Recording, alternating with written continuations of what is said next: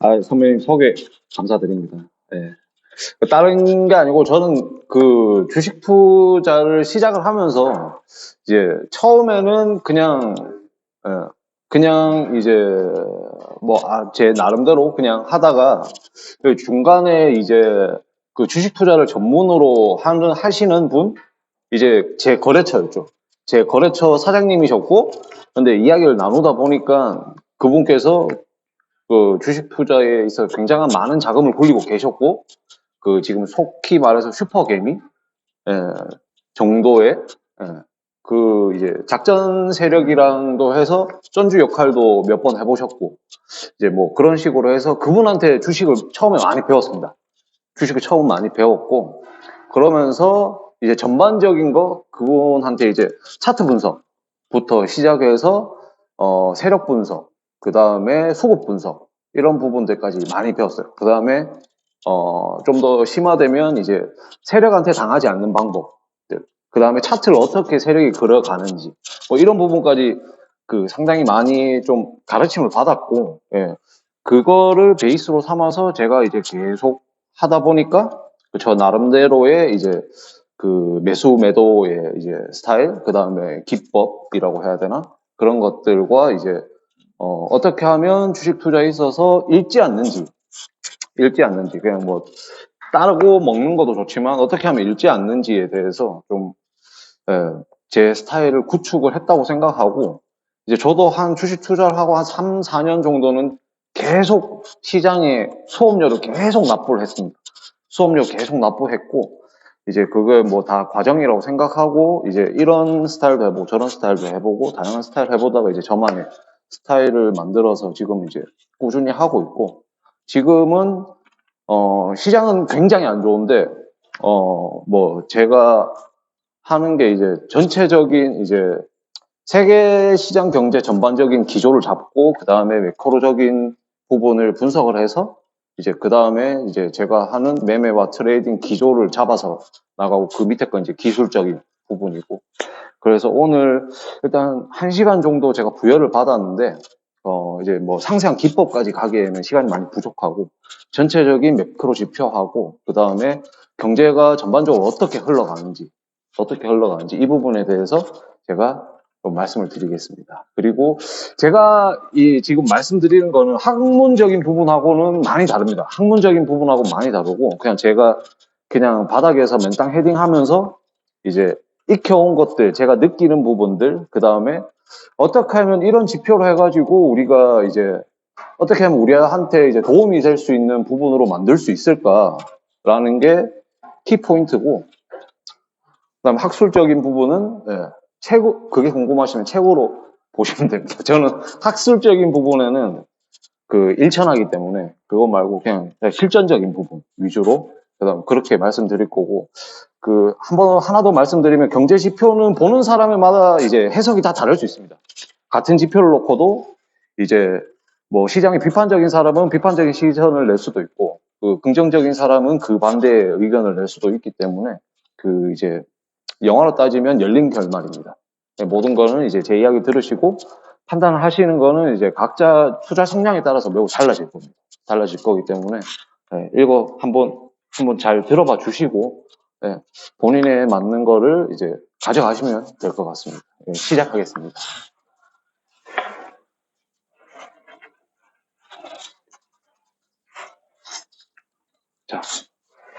자, 우리가 이제 경제, 그냥 우리가 말하는 말로 이제 경기라고 이제 말하고, 경제란 이제 사전적인 의미는 이것과 같습니다.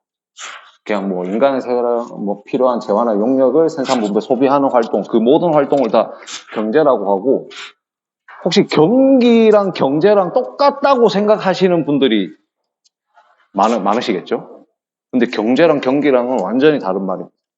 완전히 다른 말이고, 경제의 경자랑 경기의 경자랑은 한문으로도 다릅니다. 한문으로도 다른 말이고, 이제 제가 생각하는 경기는 그냥 그 시장 전반에 여기 계시는 분들하고 저도 그냥 경제 심리 정도? 심리의 수준이라고 저는 판단을 하거든요. 그 다음에 경기 사이클이라는 거는 이것과 같습니다. 이제 이게 금리의 흐름이고 전체적으로 경기 침체, 회복, 확장, 후퇴 이렇게 흘러갑니다. 이렇게 흘러가고 뭐 여기에서는 채권, 부동산 주식, 원자재, 예금 원자재 뭐 이렇게 이제 전체적인 사이클이 이렇게 가는데 이건 뭐 제가 그린 건 아니고 저도 네이버에서 파왔습니다. 파는 거고 그 다음에 지금 저희가 위치해 있는 곳이 혹시 어디라고 생각하시나요? 여기.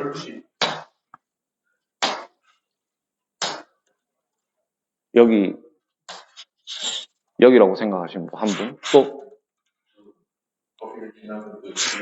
한 이 정도? 동의하십니까? 전부 다? 동의하십니까? 제가 판단했을 때도 여기 11시와 12시에 가깝습니다. 여기야, 이 사이를 저는 가고 있다고 생각하거든요. 지금 경기는 혹시 요즘 경제 뉴스나 이런 거에 많이 나오는 거 보면 R의 공포라고 많이 들어보셨습니까? R? R이 이제 리세션의 약자인데 리세션은 그 언론에서 말하는 거와는 조금 다릅니다. 그거는 언론에서 말할 때는 좀 자극적인 타이틀을 달아야 되고 해서 경기 침체라고 부르는데 말 그대로 하면 경기 후퇴입니다. 후퇴. 정확하게 이야기하자면 경기 후퇴고 이걸 일렬로 쭉 그려놓으면 경기는 이런 사이클을 반복합니다. 이런 사이클. 여기가 그로잉입니다. 성장. 여기가 그로잉이고 여기가 R, 리세션. 여기도 R인데 여기는 리프레션이라고 합니다. 침체. 리프레션. 여기도 또 다른 R입니다. 이거는 좋은 R, 리커버리. 경기 회복 구간이고 다시 여기서 그로잉. 그로잉으로 넘어가는 이게 전체적인 사이클입니다. 전체적인 사이클. 금리는 여기에서 여기서 정반대의 그림을 그린다고 보면 됩니다. 교과서적으로. 일반적인 교과서적으로.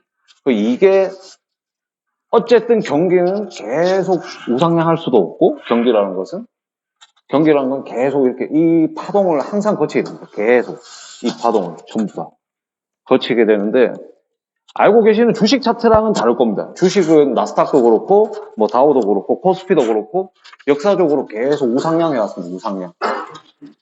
경기는 이렇게 되는데 왜 주식 차트는 왜 계속 우상향하나? 이런 의문이 생길 수 있죠. 이런 의문이 생길 수 있는데 주식은 항상 선반영이 됩니다. 여기에 자잔자잔한 위기가 계속 옵니다. 이런 식으로.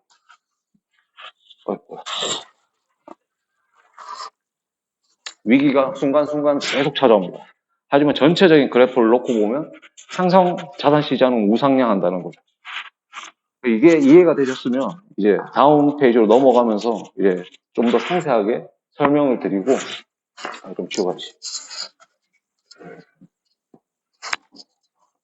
저것만 하나 더 설명해 주실게요. 네? 그 정부 후퇴, 침체, 회복, 확장 이렇게 원형으로 있잖아요. 네. 그 침체에는 채권이 있고, 네. 회복에는 부동산 주식이 있고, 네. 확장에서 주식이 오는데, 네. 후퇴에서 예금 원자재, 네. 그 의미에 대해서. 네. 그걸 이제 설명드릴 겁니다. 이제 보통 보면 이게 부동산 주식, 뭐 원자재, 예금 원자재 다 잘 아실 겁니다. 이거 다 잘 아시고 지금 다들 뉴스 보면 예금 금리가 올라가가지고 뭐 풍차 돌리기라는 말이 근 한 10년 만에 이제 다시 또 뉴스 일면에 다시 또 올라오고 있는 상황이고 딱 지금이 저는 여기라고 생각을 하거든요. 원자재는 이미 한번 갔습니다. 여기서 한번 해먹고 갔기 때문에 원자재는 여기서 한번 해먹고 가서 지금 한 이쯤에 있다고 보는 건데 채권을 제가 설명을 한번 드리려고 하거든요. 채권은 아마 다들 잘 모르실 겁니다. 채권은 좀 설명이 조금 필요한데 채권은 깊게 설명을 드리면 되게 어렵고 1시간 내도록 제가 설명을 아마 드려야 될 것 같아요. 채권은 제가 단순하게 설명을 드리면 채권은 공채하고 사채로 나뉩니다. 공채는 말 그대로 국채. 그 다음에 국채하고 나머지는 저는 다 사채라고 보거든요. 국채랑 이제 공채랑 사채로 나누면 공채는 국채, 사채는 그 공채를 제외한 나머지들. 근데 여기서 조금 애매한 게 국공립채가 있습니다. 그게 뭐 캡코나 아니면 이제 뭐 한국전력공사라든지 이런 데서 발행하는 채권이 있습니다. 그거는 국공립채라고 해서 약간 하이브리드성이 있습니다. 어쨌든 민영화돼서 주식시장에 상장되어 있는 회사지만 이제 국가에서 운영하는 거기 때문에 공채라는 개념으로 보시는 분들도 있고 아니면 사채라고 보시는 분들도 있는데 제 기준에서는 국채 말고는 다 사채입니다. 다 사채고 이제 그게 기준이 되고 그 다음에는 채권이 이제 어떻게 가격이 결정되는가? 채권 금리가 이제 채권은 금리가 있고 이제 가격이 있는데 채권 금리는 이제 금리가 상승하면 같이 상승합니다. 이제 뭐 뉴스에서 보시면 뭐 장단기 금리 역전이 되면 뭐 금리 역전이 되고 장단기 금리 역전이 되면 경기 침체가 온다. 이거 무슨 말씀이신지 잘 모르겠잖아요. 이거. 왜 장단기 금리 차 역전이 되면 왜 경기 침체가 오는가? 이거에 대해서는 혹시 아시는 분 있으신가요? 혹시?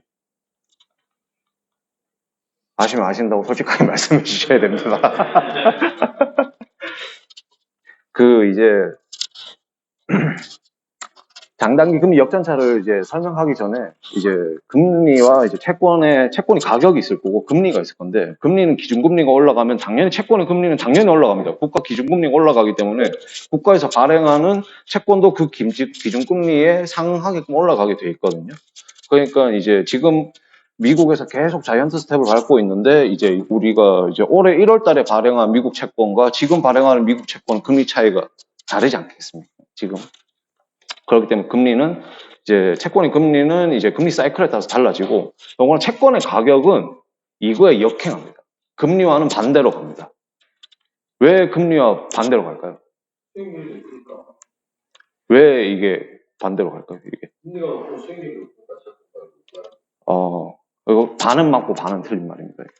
이제 보통 10년물이 있고 뭐 이제 7년물이 있고 3년물이 있고 뭐 2년물이 있고 이렇게 있는데 보통 이제 중기채가 3년에서 5년, 단기채가 뭐 3년까지, 그다음 중기채 3년에서 5년, 그 이후는 장기채로 이제 구분을 하는데 이제 쉽게 생각하면 이제 시장에 나와 있는 채권은 이미 발행된 채권입니다. 이미 발행된 채권이고 기준금리가 올라가게 돼버리면 이제 기존에 발행되어 있는 채권보다 나중에 발행할 채권의 가격이 더 높은 겁니다.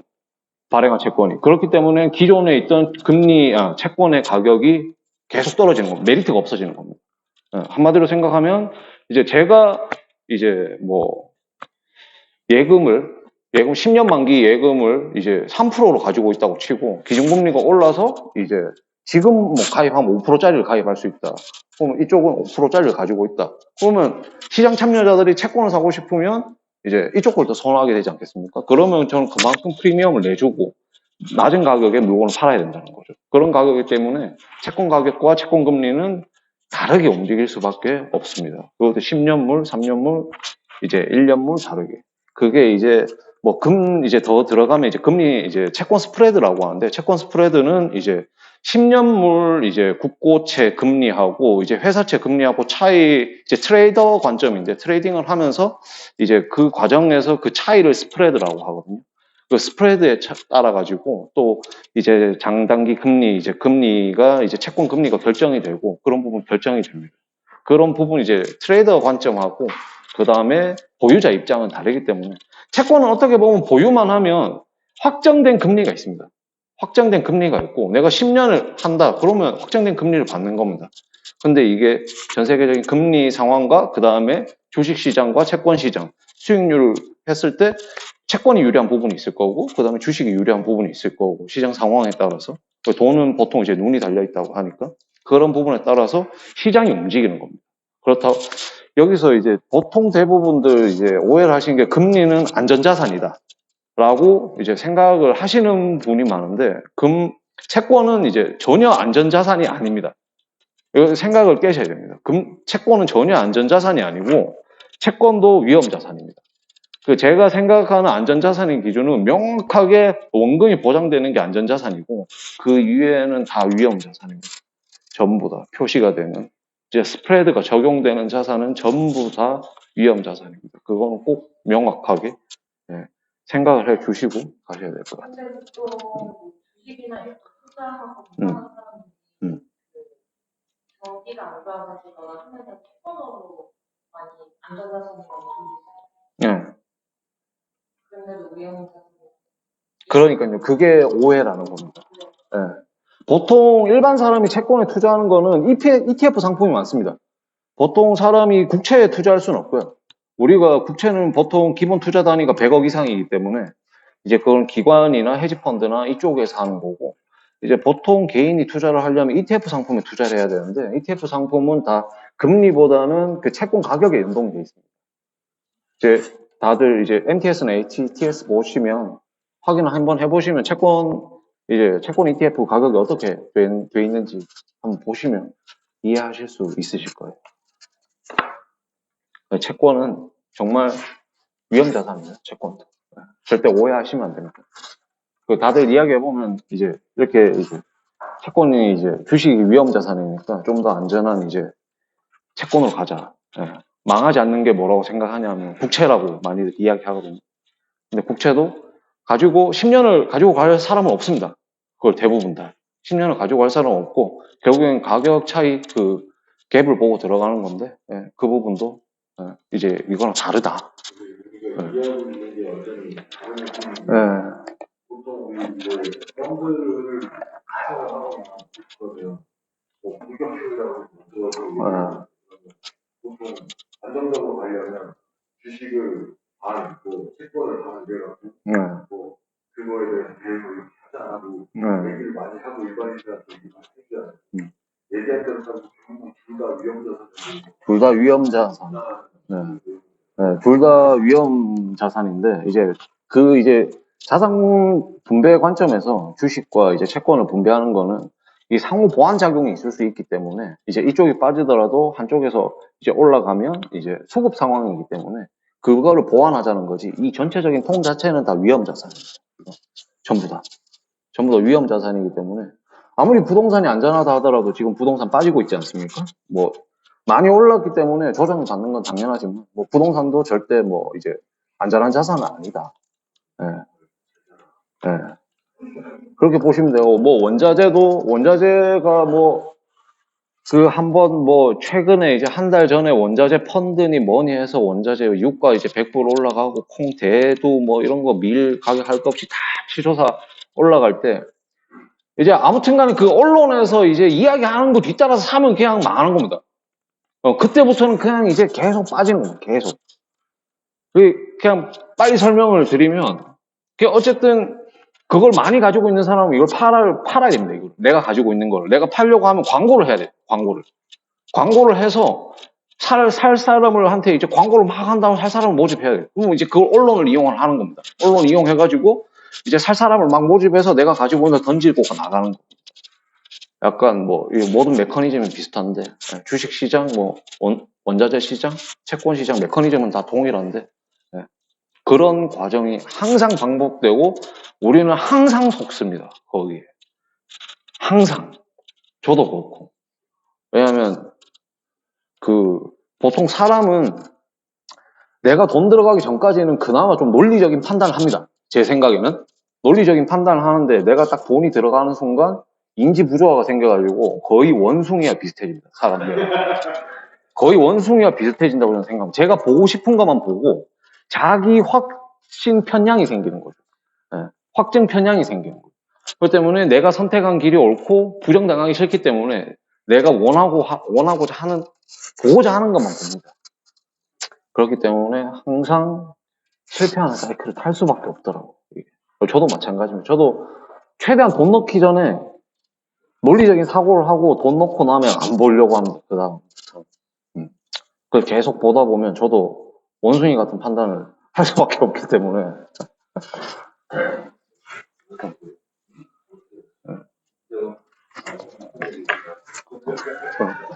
그리고 이거 원자재는, 이거 사례를 들어서 제가 하는 말. 제 친구가 2000년 코로나 팬데믹 때 원유가 너무 싸져서 원유 선물에 들어갔습니다. 그 친구는 주식도 해본 적도 없고 이런 상품을 다뤄본 적이 한 번도 없는 친구인데 그냥 직장 동료의 권유로 원유 선물에 들어가게 됐죠. 원유 선물이 뭔지도 모르고 뭐 원유가 어떻게 가격 결정이 되는지도 모르는데 그냥 들어갔습니다. 원래 처음에 아무것도 모를 때 큰 돈 집어넣었는데 그 친구도 그냥 직장 생활하는데 5천만 원이라는 돈이 들어갔는데 5천만 원이라는 돈이 굉장히 큰 돈인데 그 돈 들어갔다가 원유가 제 기억으로는 50불 갔다가 아마 마이너스까지 가고 그냥 선물은 옵션 만기라는 말 다들 들어보셨죠? 옵션 만기 때마다 롤오버가 됩니다. 롤오버가 되든지 아니면 현물로 받아야 됩니다. 원유를. 그러면 내가 5천만 원치 사면 5천만 원치 집으로 받아서 어딘가 보관해둬야 되는 겁니다, 제가.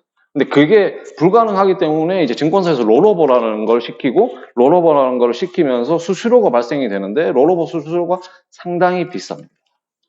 상당히 비쌉니다. 상당히 비싸기 때문에 롤오버 비용 감당을 하지 못하고 결국에는 그냥 다 그냥 깡통 처리. 5천만 원, 왜냐면 원유 가격이 마이너스로 갔으니까. 네. 그 다음에 롤오버 비용도 발생을 하고.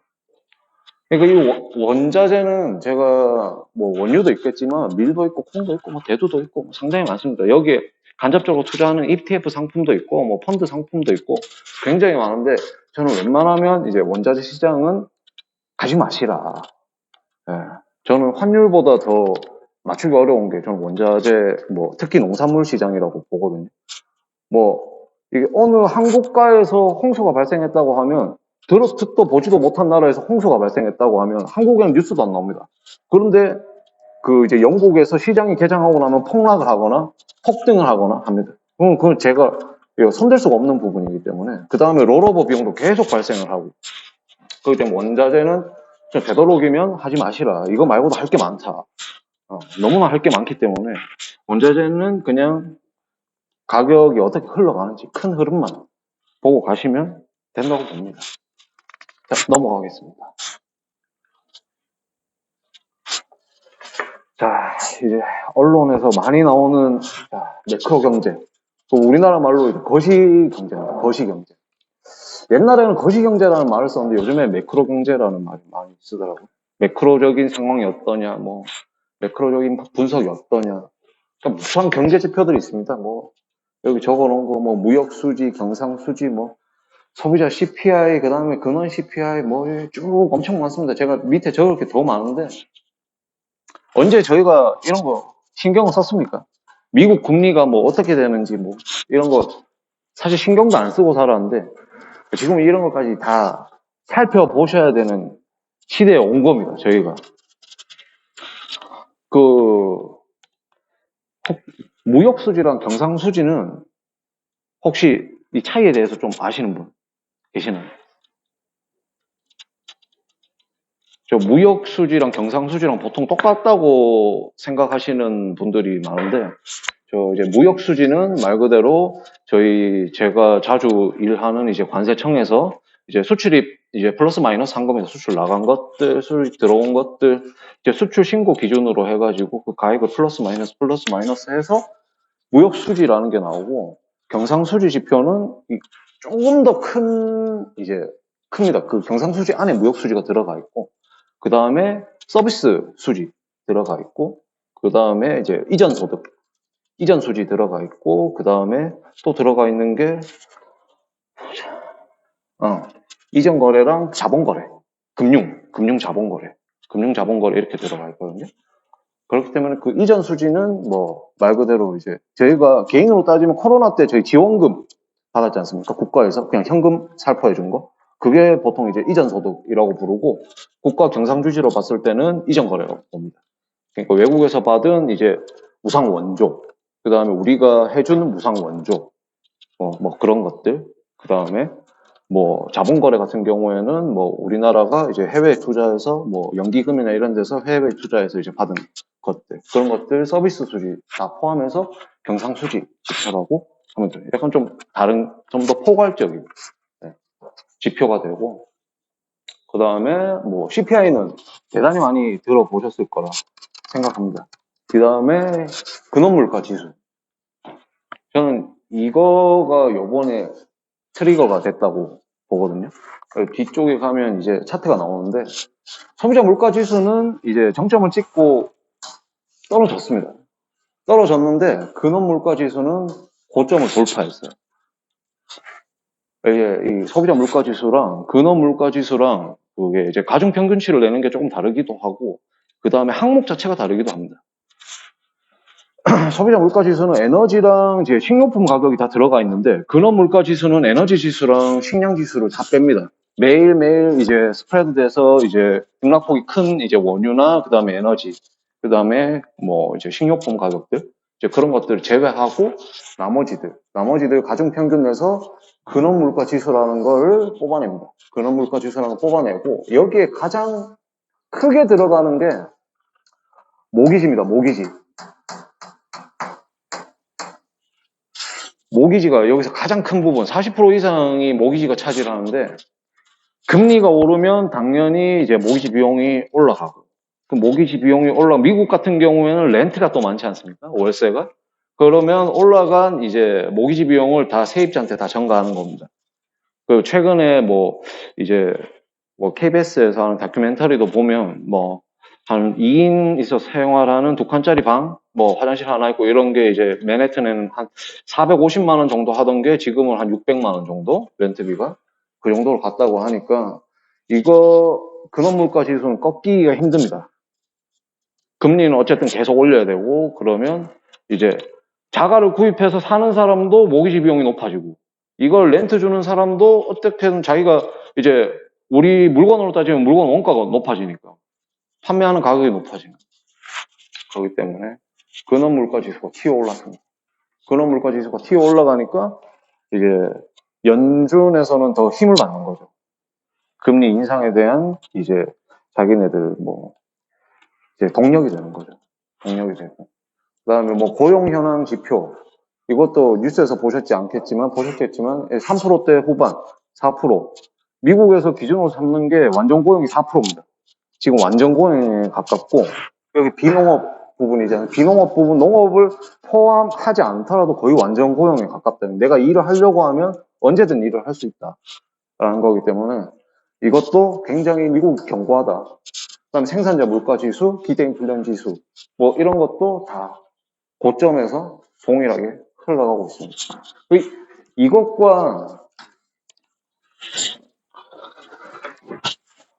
이것과 다른 게 이제 미시간대 소비자 심리 지수하고 이거하고 이건데, 이 지표들은 다 후행 지표입니다. 통계해서 나오는데 한 달이라는 이제 시간이 걸리고, 그 다음에 다 후행 지표인데, 이거는 이것보다 한 달 빠릅니다. 이거는 미시간대 소비자 심리 지수는 계속 이제 그 인터뷰랑 그 다음에 취합을 합니다. 계속 취합을 해서 그달 계속 발표하기 때문에, 어떻게 보면 소비자 심리 지수가 이제 CPI에 선행한다고 보고, 기대 인플레이션 지수가 이거에 선행한다고 보시면 됩니다. 네. 다음 달에 CPI 이제 FOMC 회의가 있다. 이게 어떻게 나올까 하면, 이제 보통 매크로를 분석하시는 분들은 다 이거를 봅니다. 이거를 보고 이제 예상을 하고 판단을 하고 계속 이제 자기만의 이제 방향을 찾아가는 거죠. 넘어가겠습니다.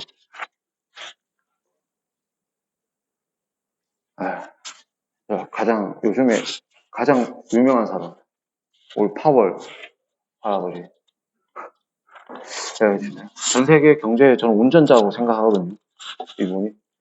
이분이 원래는 내파가 아니었습니다. 지금 매파, 비둘기파 이런 거 많이 들어보셨지 않습니까? 이분이 원래는 매파가 아니고 원래는 상당히 비둘기파였었거든요. 근데 지금은 매둘기라고 표현을 하기도 하고.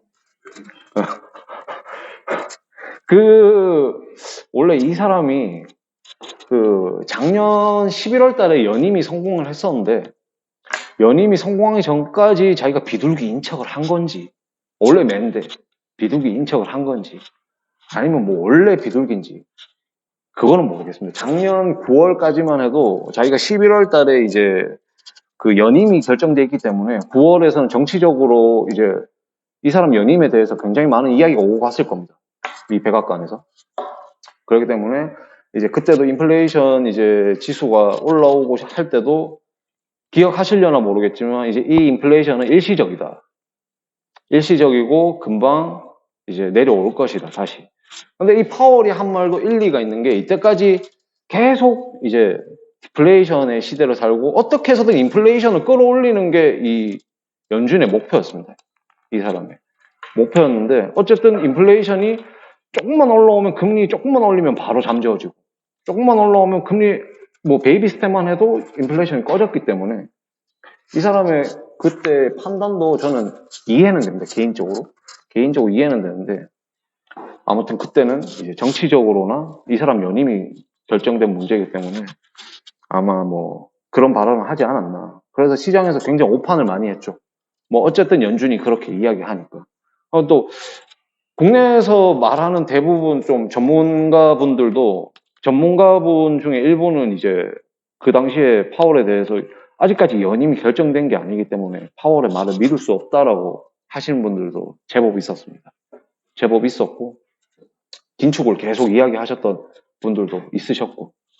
근데 어쨌든 그때 당시에 나스닥 차트나 국내 주식 차트를 보면 나스닥 차트는 계속 신고점이었고 국내 주식은 조금씩 이제 조정을 받고 있는 시대였습니다. 그때 뭐 테이퍼링 이제 말도 조금씩 나오기 시작을 했었기 때문에 그 다음에 이제 이번에 제가 뭐가 중요하냐라고 여기 적어놓은 거는 대부분 이제 금리 인상에 다들 포커스가 맞춰져 있으실 겁니다. 자이언트 스텝 0.75포인트. 근데 그거는 액면입니다. 0.75포인트 갈 거라는 거는 다 알고 있었어요. 다 알고, 너도 알고, 나도 알고, 뭐 시장에 있는 할머니, 할아버지들도 알고, 아무튼 전 세계 우주 은하계가 다 알고 있었던 사실입니다. 근데 왜 이렇게 주식 시장이 박살이 났냐? 환율이 왜 이렇게 됐냐? 그 안으로 들여다보시면 미 연준의 대차대조표 축소하고 그 다음에 점도표가 있습니다. 대차대조표 축소는 테이퍼링하고 다릅니다. 테이퍼링은 이제 미국이 이제 뭐 코로나 시대 거치면서 이제 채권을 매입하는 속도를 조금씩 늦추겠다. 내가 매입은 할 건데 매입하는 속도를 조금씩 낮추겠다라는 거고, 그 다음에 대차대조표 축소는 내가 가지고 있는 채권을 이제 내다 파는 겁니다. 채권을 내다 팔면서 시장에 있는 유통되는 돈을 다 회수를 하는 겁니다. 다 회수를 하는 거죠. 다 회수를 하면 시장은 이제 지금까지 폭발적인 통화량으로 계속 올라갔었거든요. 뭐 그거 말고는 딱히 설명이 안 되는 시장이었습니다. 그렇기 때문에 그 이슈가 사라지고 나니까 당연히 꺼지는 건 어떻게 보면 당연한 겁니다. 통화량 증가로 올라가고 유동성 폭발로 해서 올라갔기 때문에. 대차대조표 축소가 가장 핵심이고 이번에는 점도표입니다. 점도표.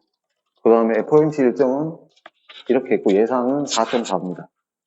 9월에 나와 있는 건. 이게 6월에 나와 있는 거랑은 너무 다릅니다. 6월 달에 발표된 거랑. 이거 앞에 거 보시면 제가 설명드렸던 겁니다. 이때 이제 금리가 이제 올라가면서 금리가 이제 발표날이거든요. 발표날. 자이언트 스텝 밟을 때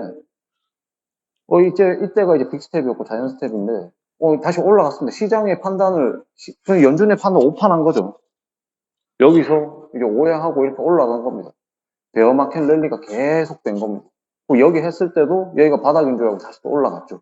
여기 7.5 했을 때도 올라갔고 여기가 이번에입니다. 이번에. 이런 거 보면 제가 그냥 습관적으로 줄을 긋고 싶어서 이렇게 그냥 왜 안 나오냐?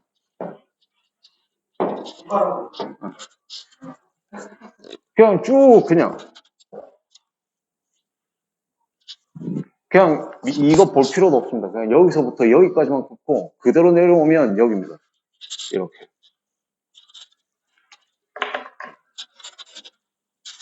여기 저도 왜 이런지 모르겠는데 항상 그냥 이 추세선을 따라갑니다. 꼭대기에 맞고 떨어지고 꼭대기에 맞고 떨어지고 꼭대기에 맞고 떨어지고 부연적으로 설명하면 이게 진짜 사람들 거지 만드는 차트입니다. 이게 분명히 여기에서 올라탄 사람도 있을 거고 여기에서 올라탄 사람도 있을 겁니다. 더 갈 거라고. 나스닥, 뭐 테슬라, 뭐 그 당시에 팜, 뭐 온갖 밈 주식들이 넘쳐났을 때입니다. 그런 게. 그 다음에 IPO도 넘쳐났었고. 그 주식시장의 가장 버블의 정점은 과도한 IPO입니다. 과도한 IPO. IPO 하는 회사들이 많아지면 끝입니다.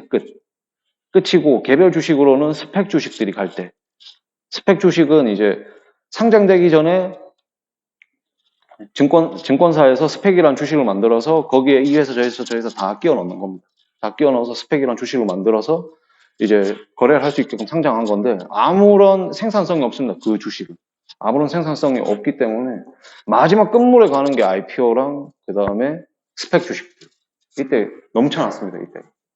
넘쳐났었고 그냥 오면서 여기서 살짝 희망을 줬다가 꺾어버리고 희망을 줬다가 꺾어버리고 희망을 줬다가 꺾어버리고 이때도 더 갈 줄 알았겠죠. 항상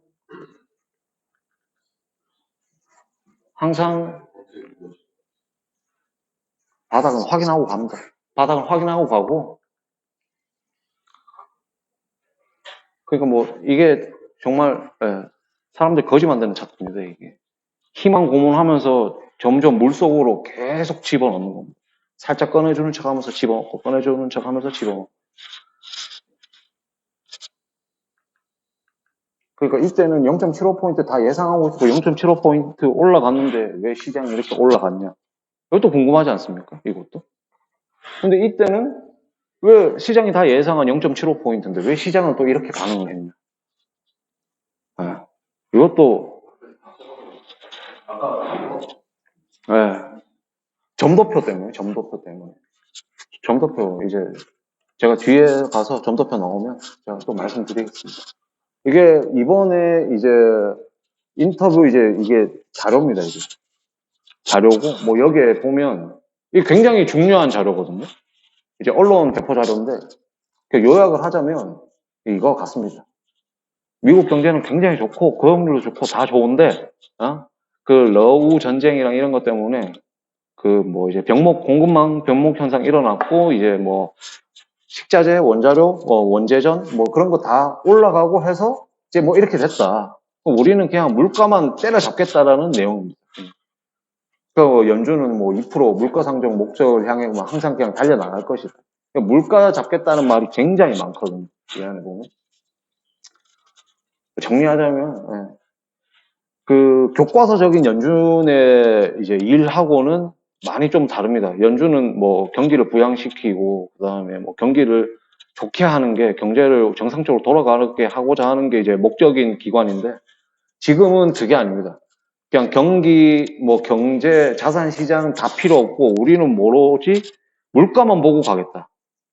물가만 보고 가겠다라는 거기 때문에 굉장히 강한 어조로 이번에 언론 자료를 배포했고 이걸 보면 이제 앞으로의 기조도 아마 연준의 기조도 예상하실 수 있으실 거예요. 자, 이제 점도표 나왔습니다. 이게 이번에 발표한 점도표는 이거 보시면 됩니다. 이거랑 이거. 자, 이게 2022년인데 이게 점도표를 찍는 게 그 이제 연준 이제 위원들이 이제 그 생각하는 바입니다. 금리에 대해서 생각하는 바를 여기 점도표에 찍는 겁니다. 그 중간값을 보시면 되고 여기 중간값이 4.5 내지는 4.4 이 부분 4.4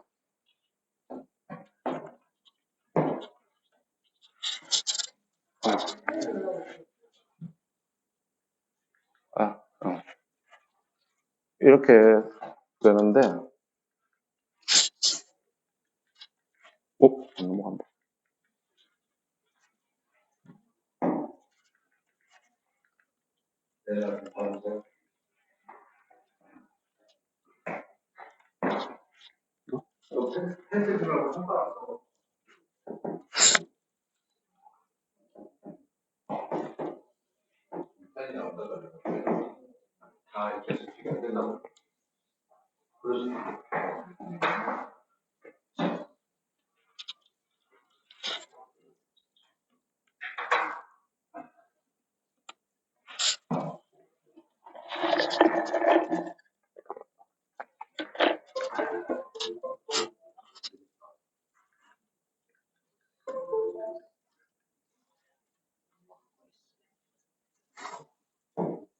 이것도 안 나오네.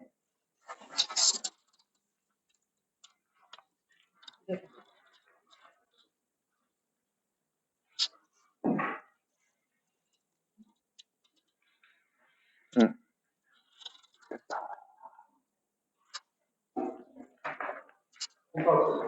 어.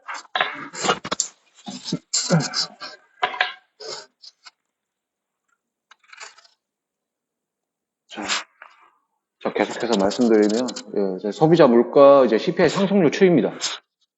CPI 상승률 추이고, 자, 여기서는 이제 팬데믹 초기가 되겠죠. 초기에서 뭐 2% 밑에 2%대 유지했다가 급격히 올라가기 시작합니다. 이거는 뭐 다들 잘 아시다시피 미국에서 헬리콥터로 돈을 살포한다고 했죠. 역대급의 돈을 뭐 재정 지원이나 뭐 세제 혜택이나 이런 게 준 게 아니고 그냥 현금을 그냥 쥐어줬습니다. 그냥 소비자들한테 현금을 바로 쥐어줬기 때문에 이렇게 물가 상승률이 올라오고 이때가 이제 그때도 이제 파월이 이제 연임을 해야 되고 이제 정치적인 이슈가 발생을 했었을 때 그냥 그 당시에는 그냥 일시적인 거라고 생각을 한 겁니다. 파월. 왜냐하면 수요가 있으면 항상 공급은 뒤따라왔기 때문에 수요가 아무리 폭발적으로 늘어나도 그 수요를 잠재울 수 있는 공급은 항상 어디서든 발생을 했거든요. 그렇기 때문에 가격 인플레이션이 발생을 안 했는데 근데 이제 중국에서 제로 코로나 정책하면서 봉쇄도 했었고 그 다음에 그 역사로 해가지고 러우 전쟁도 해서 뭐 농산물도 수출도 안 됐고 하면서 근데 수요는 그대로 근데 공급은 안 따라와주고 예전만큼 그랬더니 계속 올라간 겁니다. 그래서 저희가 관심을 그러니까 일반 사람들이 관심을 가지게 된 게 여기서부터. 굉장히 깜짝 놀랐습니다, 저도. 물가 상승률이 9%, 8%라는 게 뭐, 사실 저는 나이가 얼마 안 돼서 저는 생경하게 느껴지는 거예요. 옛날 뭐, 오일 쇼크나 뭐 이럴 때가 있었다고 하지만 그거는 뭐 책에서나 본 거고, 영화에서나 본 거기 때문에. 아무튼 이게 한순간에 그냥 이렇게 밑으로 연준 목표가 2%지 않습니까? 여기까지인데, 이게 뭐, 한꺼번에 여기까지 뭐 떨어질 일이 있겠습니까? 당분간 이렇게 갈 수밖에 없어요. 천천히 이게 올라간 만큼 요 그대로 그래프를 그릴 겁니다. 아마 내려가는 속도도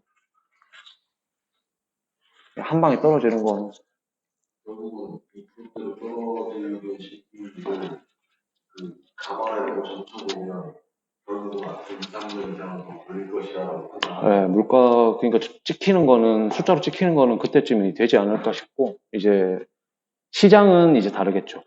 시장은 항상 이제 선행하니까 뒤에서 추가적으로 설명을 드리겠습니다. 네, 이게 소비자 근원 물가. 네, 치고 올라갑니다. 이건 앞에서 설명드렸던 거. 그 원인으로 해서 치고 올라가는 거고. 아마 소비자 근원 CPI는 저는 더 올라갈 거라고 봅니다. 금리가 올라가는 이상 어쩔 수 없거든요.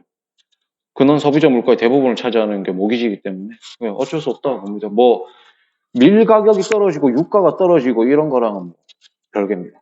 별개고 이거는 계속 올라갈 건데 결국에는 뭐 주식 차원으로 이야기하자면 뭐 해석 그러니까 시장에 이제 참여하는 큰 손들의 이제 뭐 S&P나 아니면 뭐 모건 스탠리나 이쪽에서 판단하기에 따라 시장은 또 달라집니다.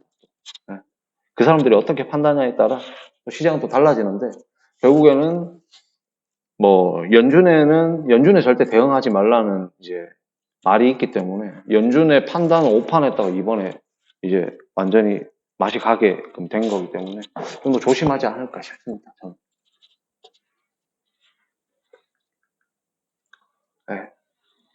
이게 여기서 좀 중요하게 보셔야 될 게, 안 되네.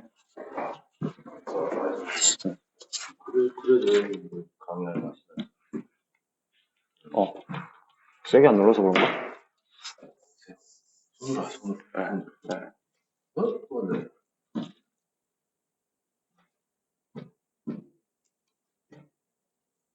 하겠습니다.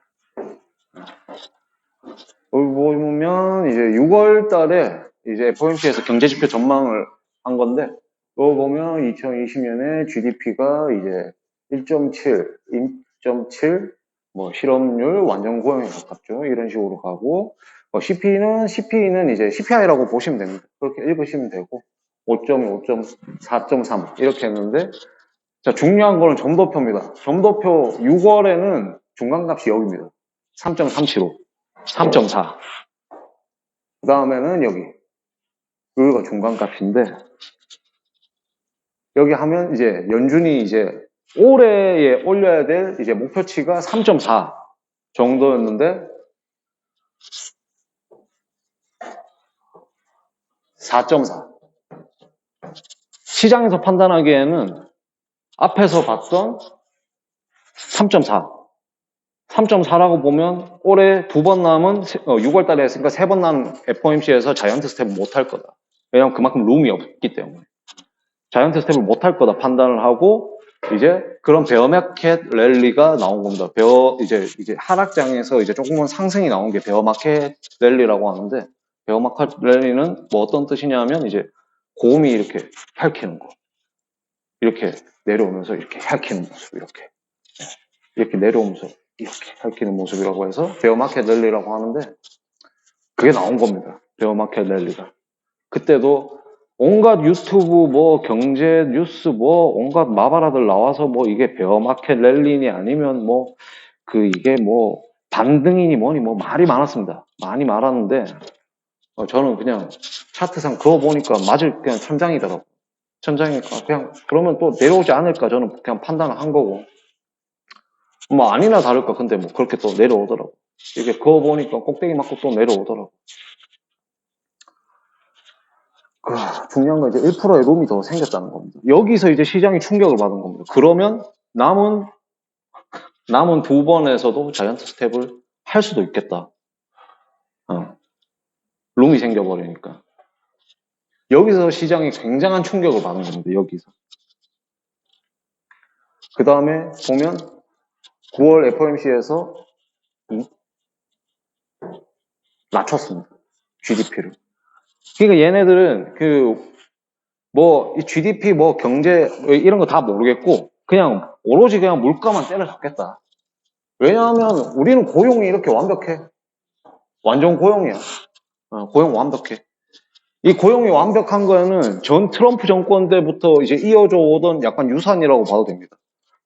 이제 이민자들 다 내보내고, 그러면 이민자들 다 내보내고 취업 어렵게 하고 하면 어쨌든 일자리의 수요는 있고, 이민자들이 채우던 부분을 어떻게 보면 이제 원래 있는 이제 뭐 원주민이라고 해야 되나요? 뭐 이제 그 사람들이 어떻게든 채워야 되니까 그 사람들 다 내보내고 나면 고용은 계속 완전 고용에 가깝게 가는 겁니다.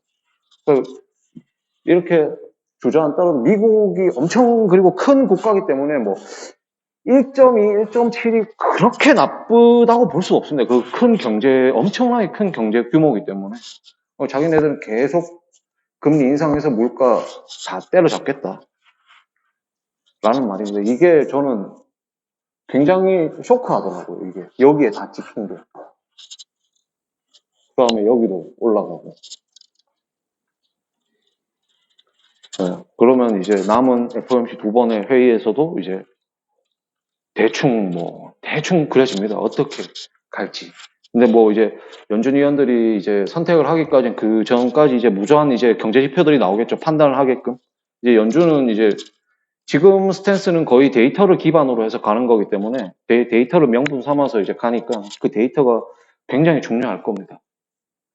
앞으로 그 나오는 데이터를 하나하나 계속 보셔야 되고, 그다음에 미국 데이터뿐만 아니고 앞선 이제 프레스 인터뷰에서도 나와 있는데 이제 강력한 기조 정책이라는 거는 어떻게 보면 상대적인 거기 때문에 미국이 이제 미국 다음에 경제 규모가 큰 데가 이제 유럽, EU이기 때문에 EU에서도 이제 금리 상황이 어떻게 되는지 이걸 보시면 이제 또 연준이 또 어떻게 또 갈 것인지 그 파월이 계속 나는 강한 긴축 정책을 쓸 거라고 해서 뭐 잭슨홀 미팅에서도 이야기했고 이번 FOMC 회의에서도 계속 이야기했기 때문에 요번에 EU에서도 금리 인상을 했고 그 다음에 뭐 덴마크도 인상을 했고 많은 국가들이 인상 대회에 참여를 했습니다.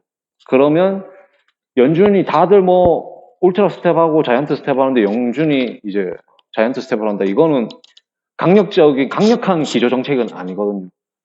그냥 흐름에 편성해서 그냥 가는 거지.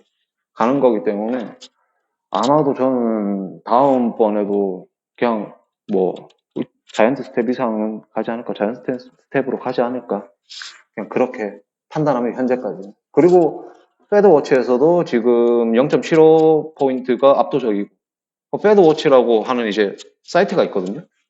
거기에서 보면 볼 수 있습니다. 네, 볼 수 있고 거기 이제 시장 참여자들이 예상하는 바거든요. 예상하는 바인데 저번 주까지는 0.75포인트가 70%까지 갔었고 이번 주는 소폭 하락했습니다.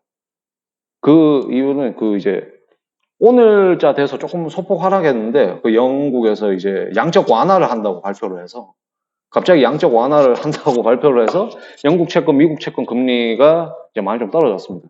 떨어지고 하면서 오늘 이제 50% 정도로 이제 조금 떨어졌는데 이게 뭐 모르겠습니다. 시장 참여자들이 또 오판을 해서 이게 만약 50% 밑으로 떨어지면 주식시장은 그것과 맞게끔 또 반등을 할 겁니다. 시장 자체는 조금의 반등을 주고 빼더라도 반등을 준 다음에 다시 뺄 겁니다. 그럼 또 연준은 또 강력한 또 긴축 드라이브를 또 걸겠죠. 자산 시장을 망가뜨려야지 이제 소비자들 심리를 죽일 수 있거든요. 아무리 금리를 올려도 이 소비자들 심리를 죽이지 않는 이상 인플레이션을 꺾기가 힘듭니다.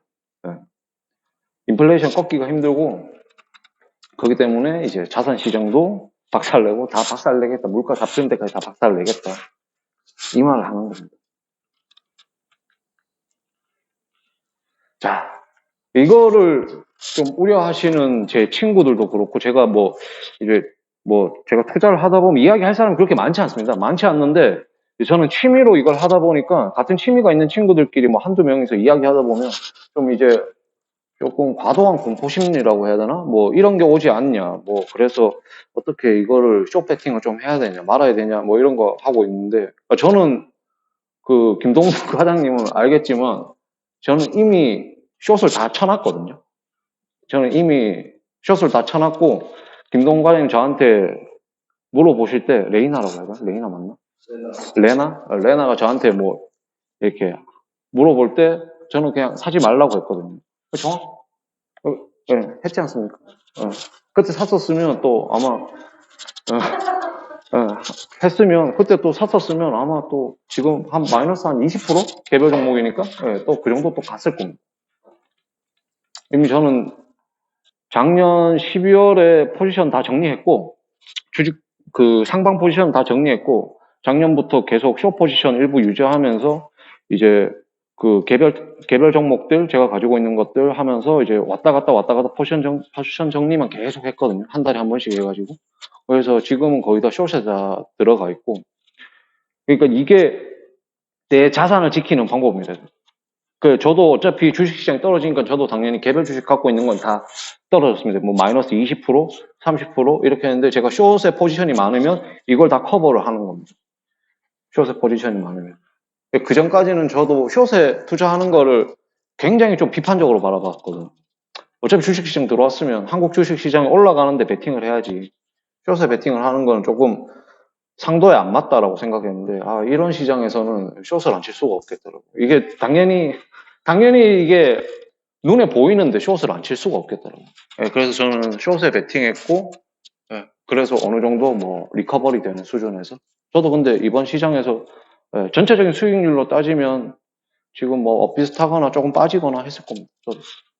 저도 그만큼 뭐 많이 배운 게 있으니까.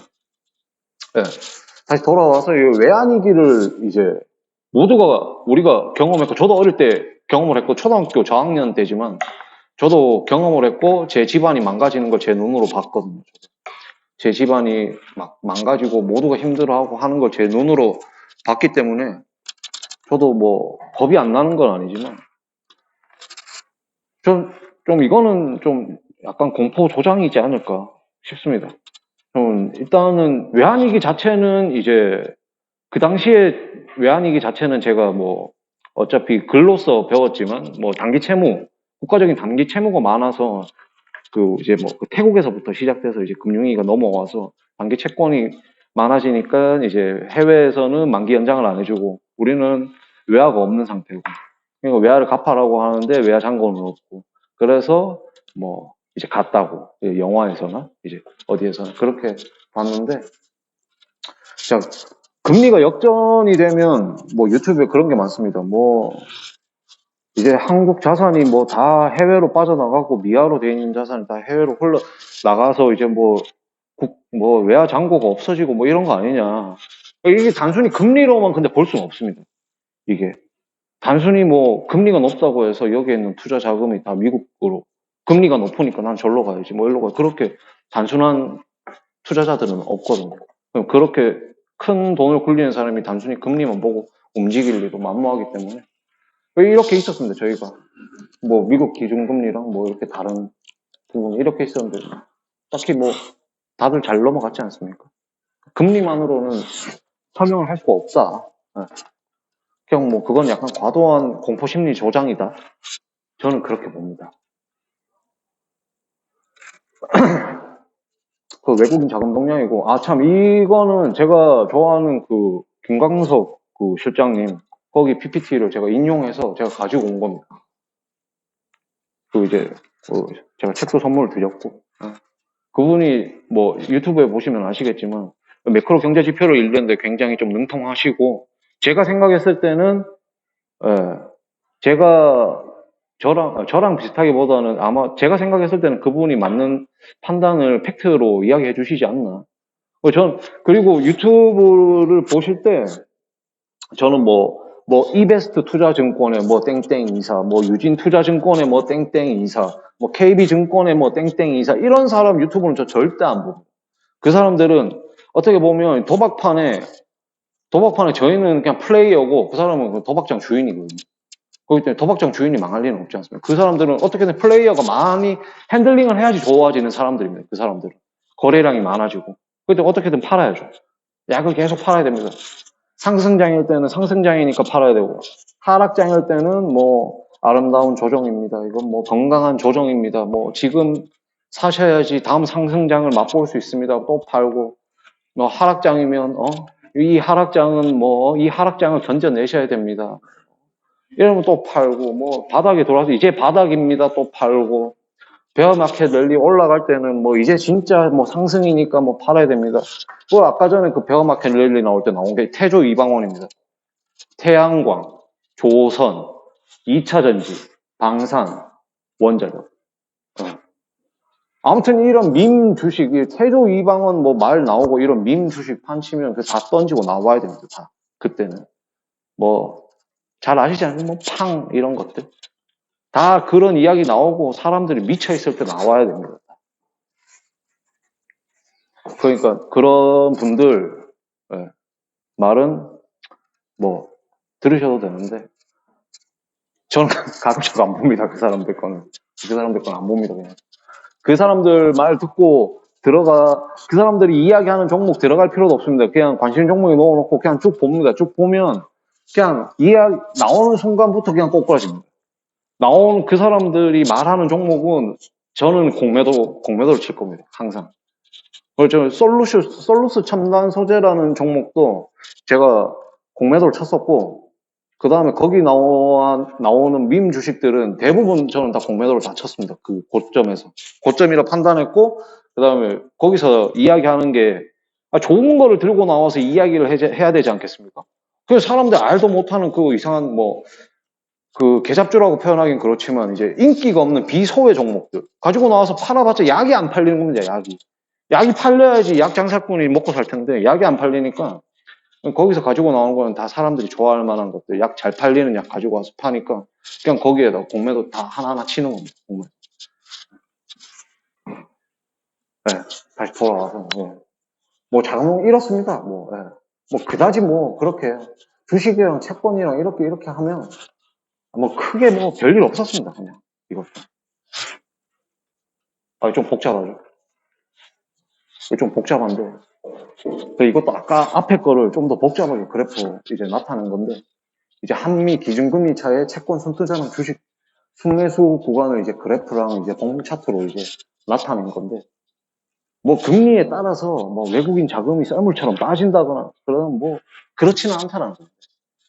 왜냐하면 이제 뭐 각 국가별 모멘텀도 있을 것이고, 그 다음에 뭐 환율 문제라고 하면, 제가 처음에 주식 배울 때는 1120원이 넘어가면 외국인 투자자들 나간다고 배웠습니다.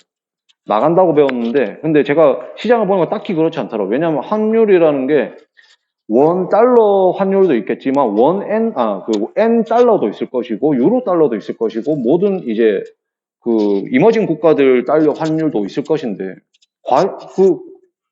그 글로벌 투자자들은 다 놓고 봅니다. 그게 이게 달러 인덱스거든요.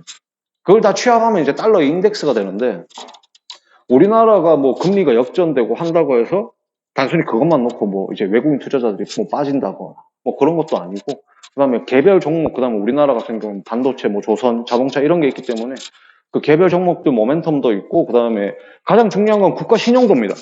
국가 신용도. 그 이제 글로벌 헤지 펀드나 글로벌 자산 운용사들은 이제 국가 신용도에 따라 가지고 자동적으로 매매를 해야 되는 경우가 있습니다. 이제 뭐 AA 마이너에서 뭐 A로 떨어지거나 이렇게 하면 일부 이제 한국에 들어가 있는 펀드 자금 중에서 일부 회수해야 되고 뭐 그런 자동적으로 매매해야 되는 게 있거든요. 근데 이제 저는 이제 국가 신용도를 가장 중요하게 봅니다. 그거에 따라서, 왜냐하면 이제 뭐 펀드 매니저가 하기 싫더라도 그 규율이라고 해야 되나? 뭐 컴퓨터가 자동으로 매매가 나갑니다. 자동으로 매매가 나가기 때문에 그 부분을 저는 가장 중요시 봅니다. 금리나 뭐 이런 것보다는. 그 애한 보유액 추이는 계속 그냥 늘어나고 있습니다. 그냥. 꾸준히 늘어나고 있고, 뭐 이 정도면 저는 뭐 딱히 뭐 원리가 있을까? 그리고 어제 발표됐는데 그 피치에서 저희 국가 신용 등급을 AA 마이너로 이제 줬거든요. 줬기 때문에 그 AA 마이너가 이제 느낌이 안 오시면 그 일본은 A입니다. A보다 이제 2단계 높은 거죠. 저희가 일본보다 국가 신용 등급이 높습니다. 엔화보다. 개인적으로 개인적인 생각을 듣고 싶긴 한데, 네. 이제 개인적으로 외환 정책에 대한 기준이 약간 이제 환율에 대한 기준이나 적용은 않을 것이다 하고 있다고 얘기했잖아요. 지금 관련된 사람들이 얘기하는 거 들어보면 2024년도까지는 환율이 1,700원대까지 올라갈 것이다 하는 생각을 하고 있습니다. 그거 어떻게 저는 그거는 좀 올해까지는 1,400원대 후반을 유지하는데 내년에는 1,600원대까지 찔 것이라고 판단하는. 근데 환율이라는 거는 그 누구도 예상할 수 있을까요? 그 환율이 올라가면 그 주식 시장으로 봤을 때는 외국인 투자자들이 빠질 것이다라고 판단을 하는 것들이 거의 대부분 그렇게 생각을 하고 있어요. 근데 아까 전에 그 제가 1120원 말씀드린 거 그거 이제 이어서 그 말씀드리는 게 답변이 될 것 같은데, 그 환율이라는 게 올라간다고 해서 외국인 투자자들이 빠지는 게 아닙니다. 어느 정도 이제 환율이 고점에 그 외국인 투자자들은 지금 뭐 현대자동차나 이런 거 보면 계속 매수가 들어가고 있습니다. 저점 매수가 계속 들어가고 있고, 뭐 환율이 1,300원이라고 빠지고 1,400원이라고 빠지고 뭐 그런 개념은 아니고, 뭐 아무래도 환차손을 걔네들도 무시할 수는 없지만 더 이상 이제 이게 올라가지 않겠다라고 하는, 걔네들은 뭐 이만한 뭐 이제 자금이 있으면 이걸 전부 다 주식에 넣는 게 아니고 그 달러 포지션도 있고 그다음 원화 포지션도 있고 주식 포지션, 그다음 채권 포지션, 다양한 포지션들이 있기 때문에 걔네들은, 그리고 중요한 거는 주식이나 이런 걸 살 때 표면 가격 그대로 안 삽니다. 걔네들. 쉽게 생각하시면 저희 그 도매가가 있고 소매가가 있지 않습니까? 주식도 똑같이 그렇게 도매가가 있고 소매가가 있습니다. 그냥 저희는 그냥 소매가로 산다고 생각하시면 되고, 저희 밥 먹을 때 이야기 나왔던 코카콜라는 버핏이 제가 알기로는 0.5불? 예, 가지고 있는 걸로 알고 있습니다. 매년 배당으로만 해도 자기 투자 원금의 2배씩 뽑아먹은 지가 10수년이 됐죠, 지금. 예. 예, 그럼 뭐 배당도 있고 하기 때문에 금리 하나만, 환율 하나만 보고 이제 환율이 올라가면 주식시장 외국인 자금이 빠지고 사실 이런 거는 옛날에는 그랬는데 지금은 그렇지 않다. 지금 시장 심리는 그렇지 않다. 제가 보니까 시장 심리는 그렇지 않다라고. 넘어가도록 하겠습니다. 우리나라는 이렇게 순채무국에서 순채권국으로 넘어온 지가 한참 됐답니다. 저기를 기점으로, IMF를 기점으로.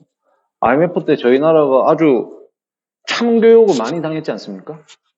이제 기업은행 인수부터 시작해서 외환은행 인수부터 시작해서 상당한 미국에 진짜 참교육을 엄청 많이 당했습니다. 그때 그 인수 과정에 있어서 이제 비하인드 스토리를 말씀드리면 이제 그거는 영화에서 잘 나와 있고 그 이외에 이면을 또 말씀드리려 하면 이야기가 상당히 길어질 거기 때문에 아무튼 그 이후로 저희는 이제 순채권국으로 바뀌었습니다. 저희는 채무자가 아니라는 거죠. 채권자라는 거죠. 저희는. 그리고 덧붙여서 말씀드리면 아무래도 이제 일본도 그렇고 우리나라도 그렇고 이제 채권 중에 가장 비중이 많은 게 이제 미국 채권이기 때문에 일본에서도 이번에 저번 주에 이제 환율이 막 급등하니까 사무라이의 칼날을 한번 휘둘렀거든요. 그러니까 환율 스프레드가 올라가는데 갑자기 BOJ에서 개입을 해가지고 이거를 그냥 순간순간 그냥 다 내려꼽더라고요. 달러를 그냥 풀어가지고. 네. 그것도 그렇고 이제 영국에서 오늘 양적 완화도 한 것도 그렇고 그것도 이제 아마 연준을 많이 자극할 겁니다. 네. 왜냐하면 이제 달러의 환율에 임의적으로 국가에서 개입하는 거를 굉장히 싫어하거든요. 그러니까 환율 관찰국, 개선국 이런 지위를 부여하지 않습니까? 근데 이제 미국의 일본의 입장은 그렇습니다. 이제 동맹국들 원래 미국이라는 나라가 동맹국들 그렇게 신경을 안 쓰거든요. 자기 필요할 때 동맹국이고 이제 자기가 불리하면 이제 본인 이제 자국 우선주의이기 때문에 이제 일본에서는 이제 동맹국들 이렇게 못 사게 굴면 자기네들 미화 자산 채권이죠. 미화 자산이랑 달러 보유하고 있는 거 우리도 풀 수 있다라는 걸 이제 보여준 거죠. 저번 주에 우리도 아마 도시락 폭탄이라는 뉴스 보셨습니까? 환율 올라갈 때 이제 외환 딜러들이 이제 밥 먹으러 간 사이에 이제 한국 외환 당국에서 점심시간에 환율을 쏟은 겁니다. 환율을 쏟아가지고 내린 겁니다. 환율을 쏟아서 내려서 그것도 이제 일본은 사무라이의 검, 한국은 도시락 폭탄. 점심시간 때 딜러들 이제 점심 먹으러 갔었을 때 빼버려가지고 딜러들이 뭘 하냐면 이제 달러 숏 치고, 원화를 숏 치고, 이제 달러를 롱으로 가져가는데, 이제 포지션을 망가버리는 겁니다, 그냥. 그러면 이제 도시락 폭탄이든 사무라이 검이든 그걸 해가지고, 이제 내려 꼽아버리면 걔네들은 1, 2억을 베팅하는 게 아니기 때문에, 포지션 잡는 게 아니기 때문에, 순식간에 밥 먹고 왔는데 몇십억이 날아가 있는 상태. 그런 식으로 포지션을 다 죽여버리는 겁니다. 언제든 우리가 개입할 수 있으니까, 함부로 원화 숏 치지 마라라는 메시지를 주는 거거든요. 이거 추경호 경제총리도 그렇고 계속 구두로 개입하는 게 그겁니다. 쇼 치지 마라. 니들 이걸로 장난치지 마라. 우리가 어떻게 할 수 있다. 니들 포지션 망가뜨릴 수 있다라는 걸 계속 보여주는 겁니다. 그런 식으로.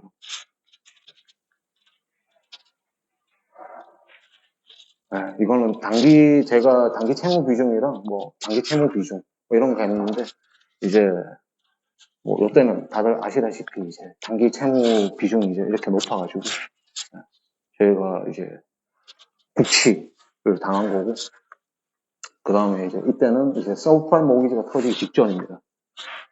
2008년 직전에도 이렇게 저희는 근데 딱히 뭐가 없었습니다. 그때 왜냐하면 중국이 경기가 너무 좋았고 그 당시에 그럼 중국이랑 거래도 저희는 USD랑 거래를 하기 때문에 여기서 주식 투자나 금융 투자를 많이 하신 분은 이때 아주 박살이 났겠지만 그거 말고 일반 그냥 그런 거 안 하고 그냥 일상생활 하시는 분들은 이게 왔는지 모르는지 정도로 그냥 넘어갔던 시절입니다.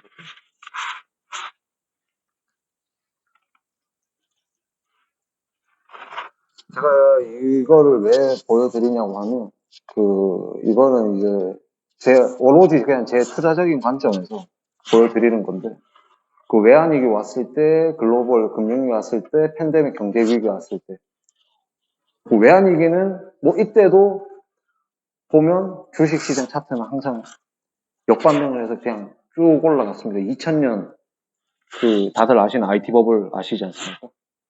그때 불과 2년입니다. 2년 IMF 오고 그때 다 뭐 경제가 무너지냐 마냐 해도 이제 IT 버블이 와서 슈팅을 나왔었고 글로벌 금융위기 때도 온갖 양적 완화 그때 양적 완화라는 말이 처음 나왔었거든요. 양적 완화해서 다시 올렸고 팬데믹 때도 0에 수렴해서 왔는데 또 양적 완화를 해서 또 올렸습니다. 이번에도 저는 이제 아마 올 연말 정도 해서 0점대를 아마 찍을 겁니다. GDP가 0점대를 찍을 거고 저는 시장을 조금 이제 저는 숏 포지션 정리하고 저는 이제 다시 담을 겁니다. 저는 다시 담을 거고 뭐 시기가 정확하진 않지만 전 올 연말 기준으로 해서 일단 지금 계속 백테스팅 하고 있고 종목 추리고 있고 지금 계속 보고 있습니다. 계속 보고 있고 저는 시장 빠지는 게 즐겁죠. 지금 더 빠져주면 저는 좋죠. 더 빠져주면 저는 좋고 더 빠져주면 저는 좋고 아무튼 이제 저 앞에 굉장히 우울한 이야기 많이 했지 않습니까? 저는 이제 다시 좀 더 긍정적으로 봐도 된다 라고 생각을 하고 있는 사람 중에 하나입니다. 저는. 근데 아까 앞에서 연준 물가를 잡는 거가 네. 네. 1년 만에 가는 거잖아요. 네. 그럼 내년에도 그 금리는 조금씩이라도 계속 올라가는 네. 그게 올 연말 아무리 선행해도 올 연말이나 내년 초에 시장이 기대가 가잖아요. 우리가 살고 있는 시장이랑 주식 시장이랑은 좀 다릅니다. 그 주식 시장은 항상 먼저 가거든요. 저희가 경기가 좀 좋아진 것 같은데 좀 잠잠해진 것 같은데 라고 해서 차트를 켜보면 차트는 이미 저 꼭대기에 올라가 있어요. 그러니까 지금 저는 솔직히 바닥이 어딘지는 모르겠지만 지금부터 저는 전체 포트의 마이너스 10% 정도는 까먹는다고 생각하고 지금부터 올 연말부터 해서 조금씩 사놓으면 괜찮지 않을까라는 생각을 합니다. 그런 다음에 저는 시장의 반등이 0.75에서 이제 조금씩 그 보폭은 줄어들 겁니다. 보폭이 줄어드는 기간마다 점프할 겁니다. 갭으로 상승할 겁니다. 이렇게 0.75로 가다가 0.5로 가고 베이비 스텝을 가고 그때 되면 이제 연준의 기조도 바뀔 겁니다. 이제 연준의 기조도 바뀔 거고 하염없이 금리가 계속 올라갈 수는 없습니다. 그 역사적으로 봐도 금리 상승의 시기는 굉장히 짧았거든요. 왜냐하면 이걸 다 두드려 팰 수는 없거든요. 이게 양털 깎기도 정도껏 해야지 뭐 이게 양털 이렇게 있다고 뭐 다 깎아버리면 살까지 후벼팔 수는 없지 않습니까? 그 뭐 다이어트도 뭐 갑자기 뭐 이런 사람이 갑자기 다이어트 심하게 정준하 심하게 하면 막 이렇게 막 노안 오고 하지 않습니까? 정준하 같은 사람들 갑자기 그렇게 다이어트 심하게 하면 이제 맛이 가는 겁니다. 이제 막 장기가 상하고 뭐 그런 식으로 되듯이 저도 그렇게 보거든요. 아마 속도 조절할 겁니다. 아마 속도 조절하고 제가 판단했을 때는 이제 보폭이 줄어들면 시장의 반등은 강하게 나올 겁니다. 아마 강하게 나올 거예요. 결국은 그 다른 데서도 얘기하는 것처럼 좀 다시 나오고 올해 연말까지는 지금이 저점이 아니다. 그런 말 많죠. 올해 연말까지 계속 조금씩 떨어지면서 투자 시기를 연말로 미뤄라라는 얘기를 많이 하더라고요. 그 부분에 대해서 지금 검토하고 움직이. 저는 전체 포트에 마이너스 10%는 각오하고 이제 들어가는 거고 제 판단이 틀릴 수도 있을 겁니다. 제 판단이 틀릴 수 있는데 전체 포트에서 저는 한 마이너스 15% 나오면 그냥 포트 정리하고 그냥 나올 거고 뭐 10%까지는 뭐 그 정도는 이제 전체 포트에서 10% 정도는 견딜만 하니까 보고 그럼 지금 어차피 그 밑바닥을 잡을 수는 없습니다. 밑바닥이 누군지는 모르기 때문에. 근데 제가 뭐, 그 투자자 본인이 판단했을 때, 이제 조금 기조가 달라질 것 같다라는 게 보이면 저는 들어가야 되지 않을까? 라고 생각을 하는 거고, 이제 항상 주식은 먼저 선반영하기 때문에 뉴스에서 나오고 나서 보면 아마 다들 좀 비싼 가격에 사야 됩니다. 그때는. 비싼 가격에 사야 되고. 그렇습니다. 그게 모두가 원할 때, 예, 주고 나오는 겁니다. 그냥. 예. 모두가 원치 않을 때 제가 사야 되고, 그러니까 모두가 원할 때 제가 가지고 있는 걸 다 드리고 나오면 됩니다. 예, 투자는, 예, 제가 생각했을 때 투자는 그런 겁니다. 거의 약간 탑재에서 FOMC 발표하면 괜찮은 가격이 나오게 이때 뭐 제스처로 밟을 거다라고 생각해서 미리 연습하다가 오히려 밟고 나면 그때부터 그거, 그 불확실성 해소라고 해가지고, 그 이름 붙이기 나름인데, 뭐 불확실성 해소라고 해서 올라갔는데, 이번에는 왜 안 올라갔냐? 라고 하면, 그거는 점도표입니다. 예. 왜냐하면, 룸이 더 커졌네? 그러면 이게 연말까지 스탠스를 계속 이렇게 밟겠네? 라고 해서 시장에서 쇼크를 먹은 겁니다. 그거랑 근원, CPI도 그렇고, 쇼크를 먹은 겁니다. 그걸로. 그 이름, 사실상 이름, 그 시장에 있는 이제 사람들이 어떻게 해서 이름을 붙이기 나름입니다. 올라가면 뭐, 불확실성이 해소됐고, 뭐, 떨어지면은 뭐, 공포 심리가 반영됐고, 뭐, 사실 이름 붙이기 나름인데, 다 어떻게 나오고, 뭐, 결과가 나오고 나서, 그 속칭 전문가라는 분들이 다 그냥 후행으로 다 해석을 내놓는 거기 때문에, 뭐, 그런 건 사실 누구나 다 할 수 있는 거지 않습니까? 뭐 떨어지고 나서 왜 떨어졌는지를 분석하는 거는 사실상 전문가가 아니더라도 다 할 수 있는 거거든요. 왜냐하면 떨어지고 난 뒤에는 안 좋은 것만 말하면 되니까. 올라가고 난 뒤에는 좋은 것만 이야기하면 되니까. 그런 거를 선별할 수 있는 눈이 필요한 겁니다. 판단력이 필요하고. 넘어가겠습니다. 이것도 이제 그 개인적인 이제 투자적인 관점인데, 요 98년도입니다. 각 이제 위기들. 98년도, 그 다음에 여기 서브프라임 모기지 터졌을 때, 그 다음에 여기가 팬데믹이죠. 팬데믹. 이건 연봉으로 나타낸 거고, 각 위기가 나타났을 때마다 다 솟았습니다. 여기 2000년대 IT 버블이죠, 이거는. IT 버블 나서도 뭐 이렇게 쭉 올라갔고, 2008년도도 서브프라임 모기지 터졌지만 올라갔습니다, 다시 올라가고, 뭐 이때는 다들 잘 아시다시피 완전 V자 반등 나와서, 너무 저는 겁을 먹지 않았었으면 좋겠다라는 걸 이제 보여드리는 겁니다. 너무 겁먹지 말자. 그럼 뭐 어차피 세상이 종말하진 않을 거니까.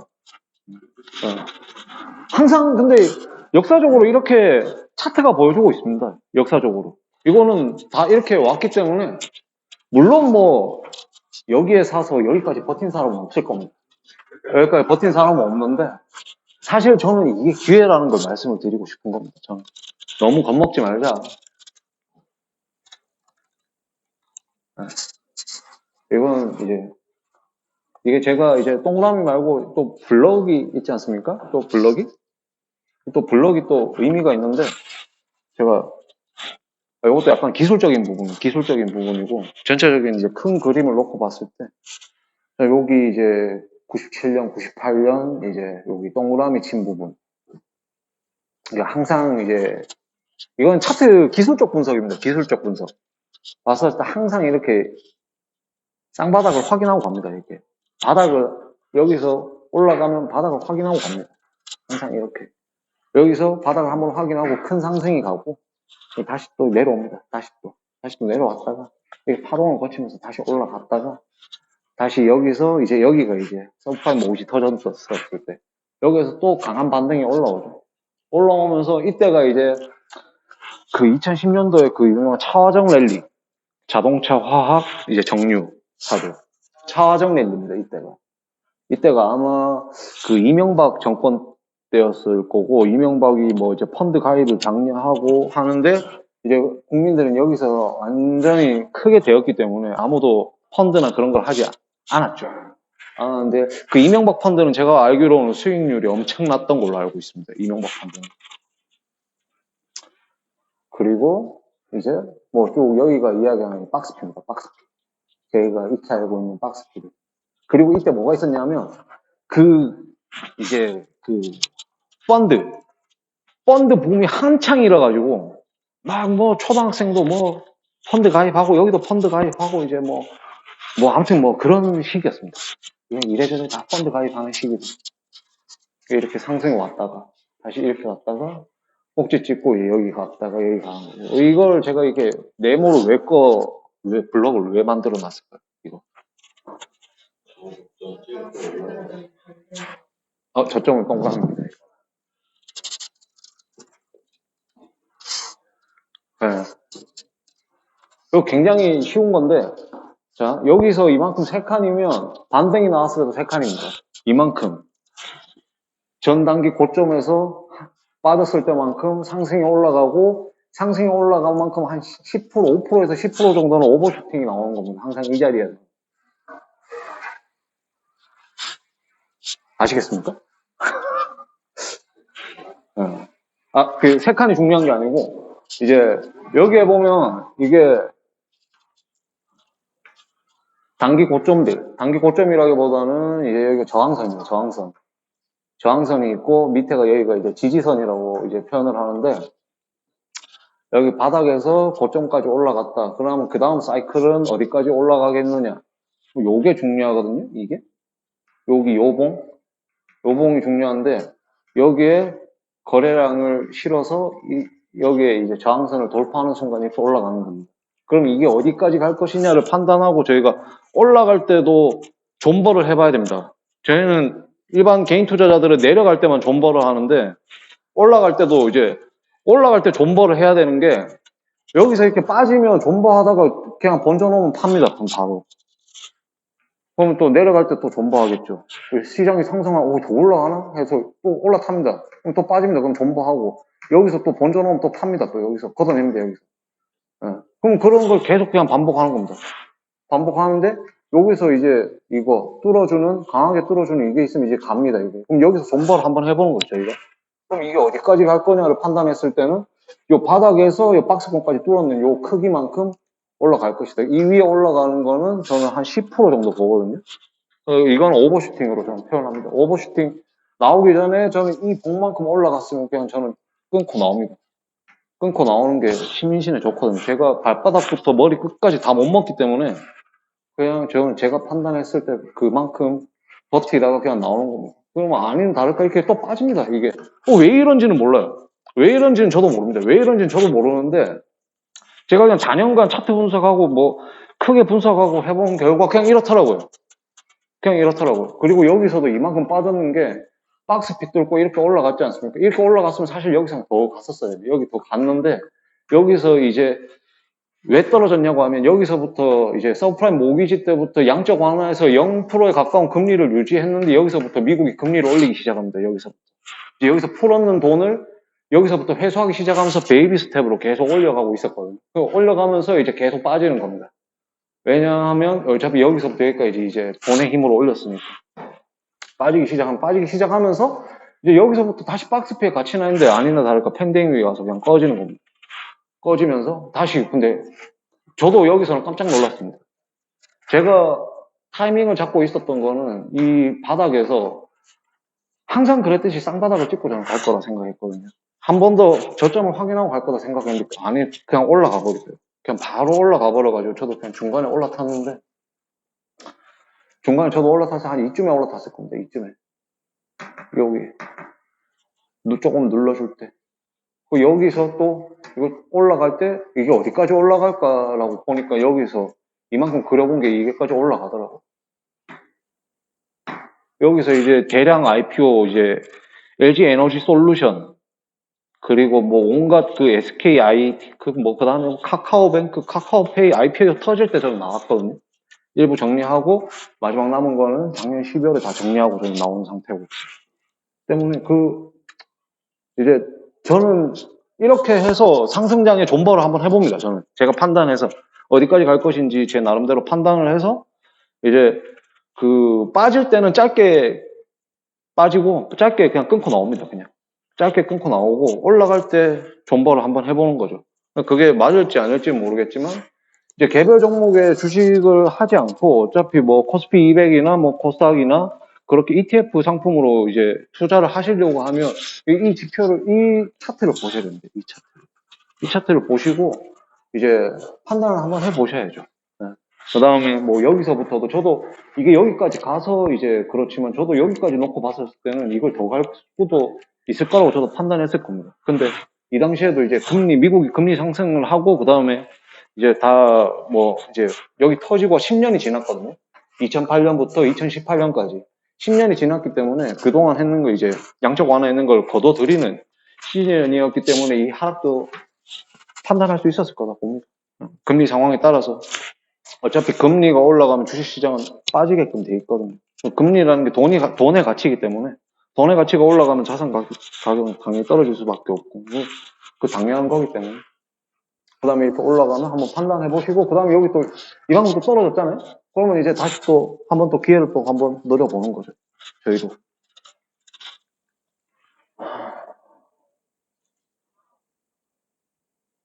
제가 앞에 말씀드린 거는 뭐 이렇고 이제 뭐 제가 자산은 가치 저장 수단이라고 말씀을 드렸는데 제가 뭐 좀 더 깊게 말씀드리면 가치 저장 수단이기 때문에 수단도 맞지만 뭐 제가 생각했을 땐 자산이라는 건 나한테 이제 돈을 줄 수 있는 뭐 인적 자산도 자산이고 그 다음에 뭐 제가 임대를 하고 있으면 이제 임대 부동산도 소득이 들어오니까 자산이 될 수 있고 뭐 그러니까 부자 아빠 그 책 보신 분들은 잘 아실 겁니다.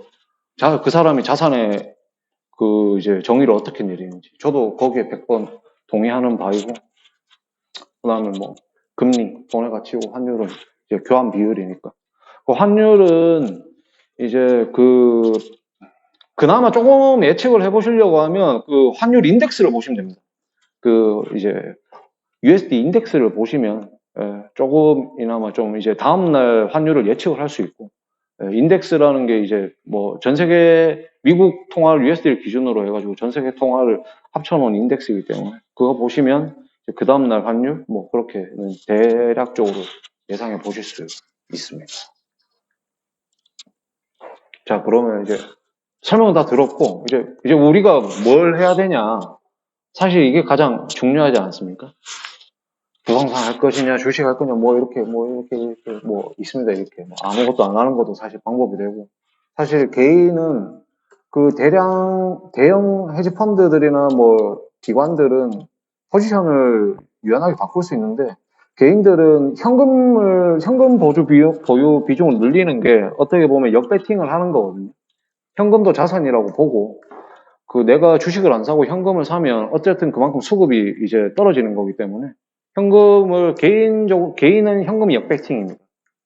역배팅이기 때문에 아무것도 안 하는 것도 도움이 될 수도 있습니다. 현재는. 예. 암호화폐도 있고, 예금도 있고, 많지 않습니까? 저는 암호화폐는 이전에 이제 한번 사이클 때 저는 했었고, 지금 사이클에는 그때 이후에는 암호화폐는 아예 안 보기 때문에, 암호화폐는 전 잘 모릅니다. 예. 종목이 뭐가 있는지만 알고, 대략적인 이슈 정도, 루나나 그런 표면적인 이슈 정도만 알고, 암호화폐는 제가 잘 몰라서, 그거 이외에는 예, 한 번씩 한번 알아보시면 좋을 것 같습니다. 그리고 가장 중요한 게 이제 시장의 판단에 속지 않으셨으면 좋겠습니다.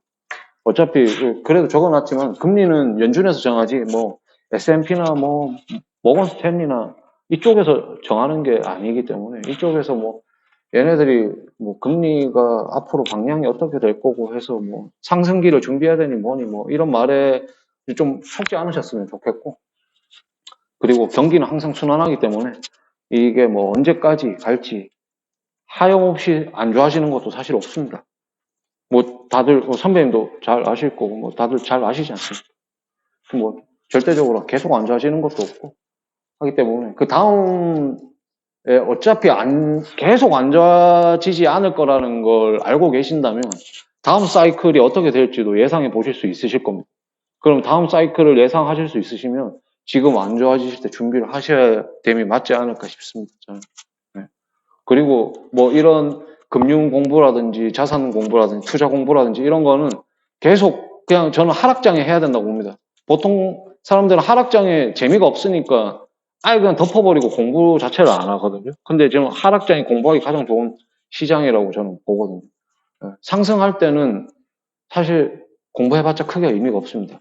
비싸진 자산을 비싸게 사서 더 비싸게 파는 거기 때문에 그걸 또 잘하는 사람도 따로 있거든요. 선수들한테 어차피 덤벼봤자 어차피 안 되기 때문에 그냥 저는 그 정도 트레이딩 실력은 안 되기 때문에 저는 좀 싸게 사서 조금 이제 뭐 조금 적정한 가격에 왔을 때 시장에 넘겨주자라는 거고 비싸게 사서 비싸게 파는 분들도 당연히 성공하신 분들 많습니다.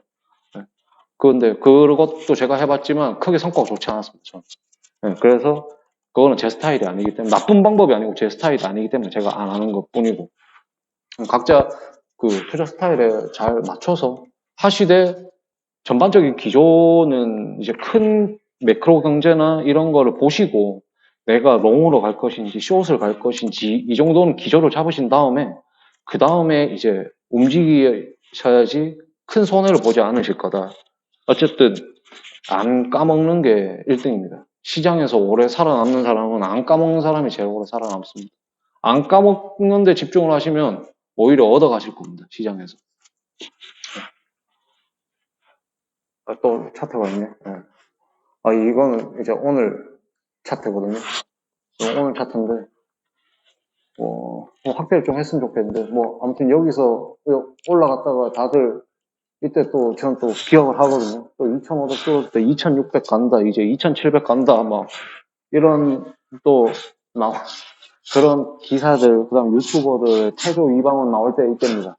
그다음에 이게 뭐 진정한 반등이다, 뭐라고 뭐 하자마자 이제 또 꼬꾸라지기 시작하더라고. 아니나 다를까 바닥 찍고 다시 바닥 확인하러 갑니다 또. 근데 여기서 이 바닥을 세게 깼거든요 이번에. 세게 깼기 때문에 저는 여기까지. 제가 제 친구들한테 이야기할 때 2050이거든요. 2050까지 저는 봤는데 2100에서 2050까지는 보지 않을까 싶고 그 다음에 어제 살짝 반등이 나왔나?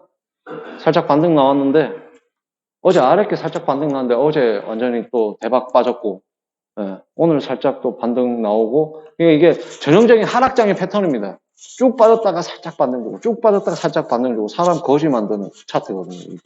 기대감 주면서 패버리고 기대감 주면서 패버리고 이런 걸 조심하셔야 됩니다. 여기 바닥에서 바닥 지지 안 해주고 그냥 아예 장대 음봉으로 밀어버리면 조심해야 됩니다. 이건 더 밀립니다. 이거는. 그리고 뭐 차트 보시면 아시겠지만 이게 또 기술적인 건데 이게 장대 음봉이 발생하고 이제 이만큼 어제 아랫개인가 이만큼 양봉이 발생했습니다. 이만큼 발생하면 왜 그런지는 저도 모르겠는데 이 크기만큼 또 빠집니다. 이 밑에서. 그러니까 이렇게 하락 차트가 있고 음봉이 이렇게 찍히다가 양봉이 하나 찍히면 여기서 이만큼이 또 빠집니다. 여기서 이만큼. 거의 대부분이. 이거는 왜 그런지는 모르겠는데 제가 매매하면서 제가 알게 된 그냥 노하우거든요. 그러니까 저는 여기서 양봉 나왔을 때도 또 빠지겠는데 라고 그냥 느낌이 들더라고요. 이게 멈추려고 하면 여기서 빠진 양봉을 다음날에 이만큼 먹어줘야 됩니다. 이 양봉을 다 채워줘야 되거든요. 그 다음날 갭이 떠서 이만큼 먹던지 밑에서부터 먹어서 이만큼 먹어주던지 음봉 크기만큼 양봉이 나와줘야지 그 다음에 상승 여력이 나오는데 이 음봉을 다 먹지 못하고 요만한 게 나왔다고 하면 그냥 그 다음은 그냥 그대로 빠지더라고요. 이게 반대 매매와도 연관이 있을 거고 이번에는 반대 매매가 상당히 많이 빠졌습니다.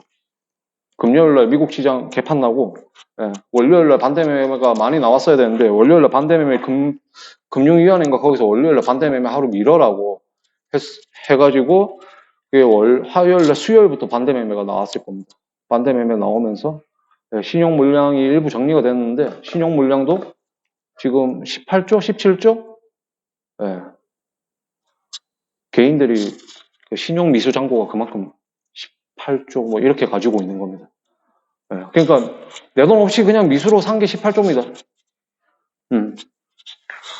근데 여기서는 안 나왔는데 외국인 기관은 물량 계속 줄어들고 있거든요. 개인 물량만 계속 올라가고 있습니다, 지금.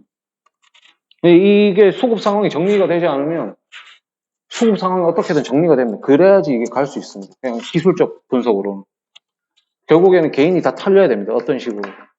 올라가서 개인이 털리든 내려가서 털리든 다 털려야지 그 다음에 이제 반등이 올 거고 뭐 예. 그렇습니다. 지금은 굉장히 수급 장세가 많기 때문에 오늘도 오전에 올라가다가 오후에 빠졌거든요. 어제도 그렇고 이게 그겁니다. 반대 매매 당하지 않은 오늘 시장 내에 매도를 해야 되는데 오전에 살짝 올라갔다가 이제 이게 여의치 않으니까 오후에 이제 다 파는 겁니다. 이제 사람들이 반대 매매 안 당하려면 다 그걸 이제 뭐 올라간 걸 익절을 하든 뭐 약 손절을 하든 해서 어느 걸 팔아서 이제 증거금 메꿔 넣어야 되기 때문에 오후 딱 12시 지나고 나서 11시부터 12시 오후장으로 넘어가면서부터 이제 매도세가 쫙쫙쫙 나오는 겁니다. 어떻게 해서든지 팔아서 증거금 밀어 넣어야 되니까.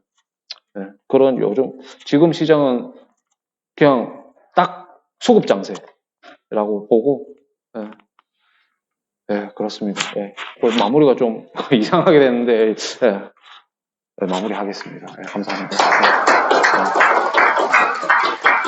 혹시 질문?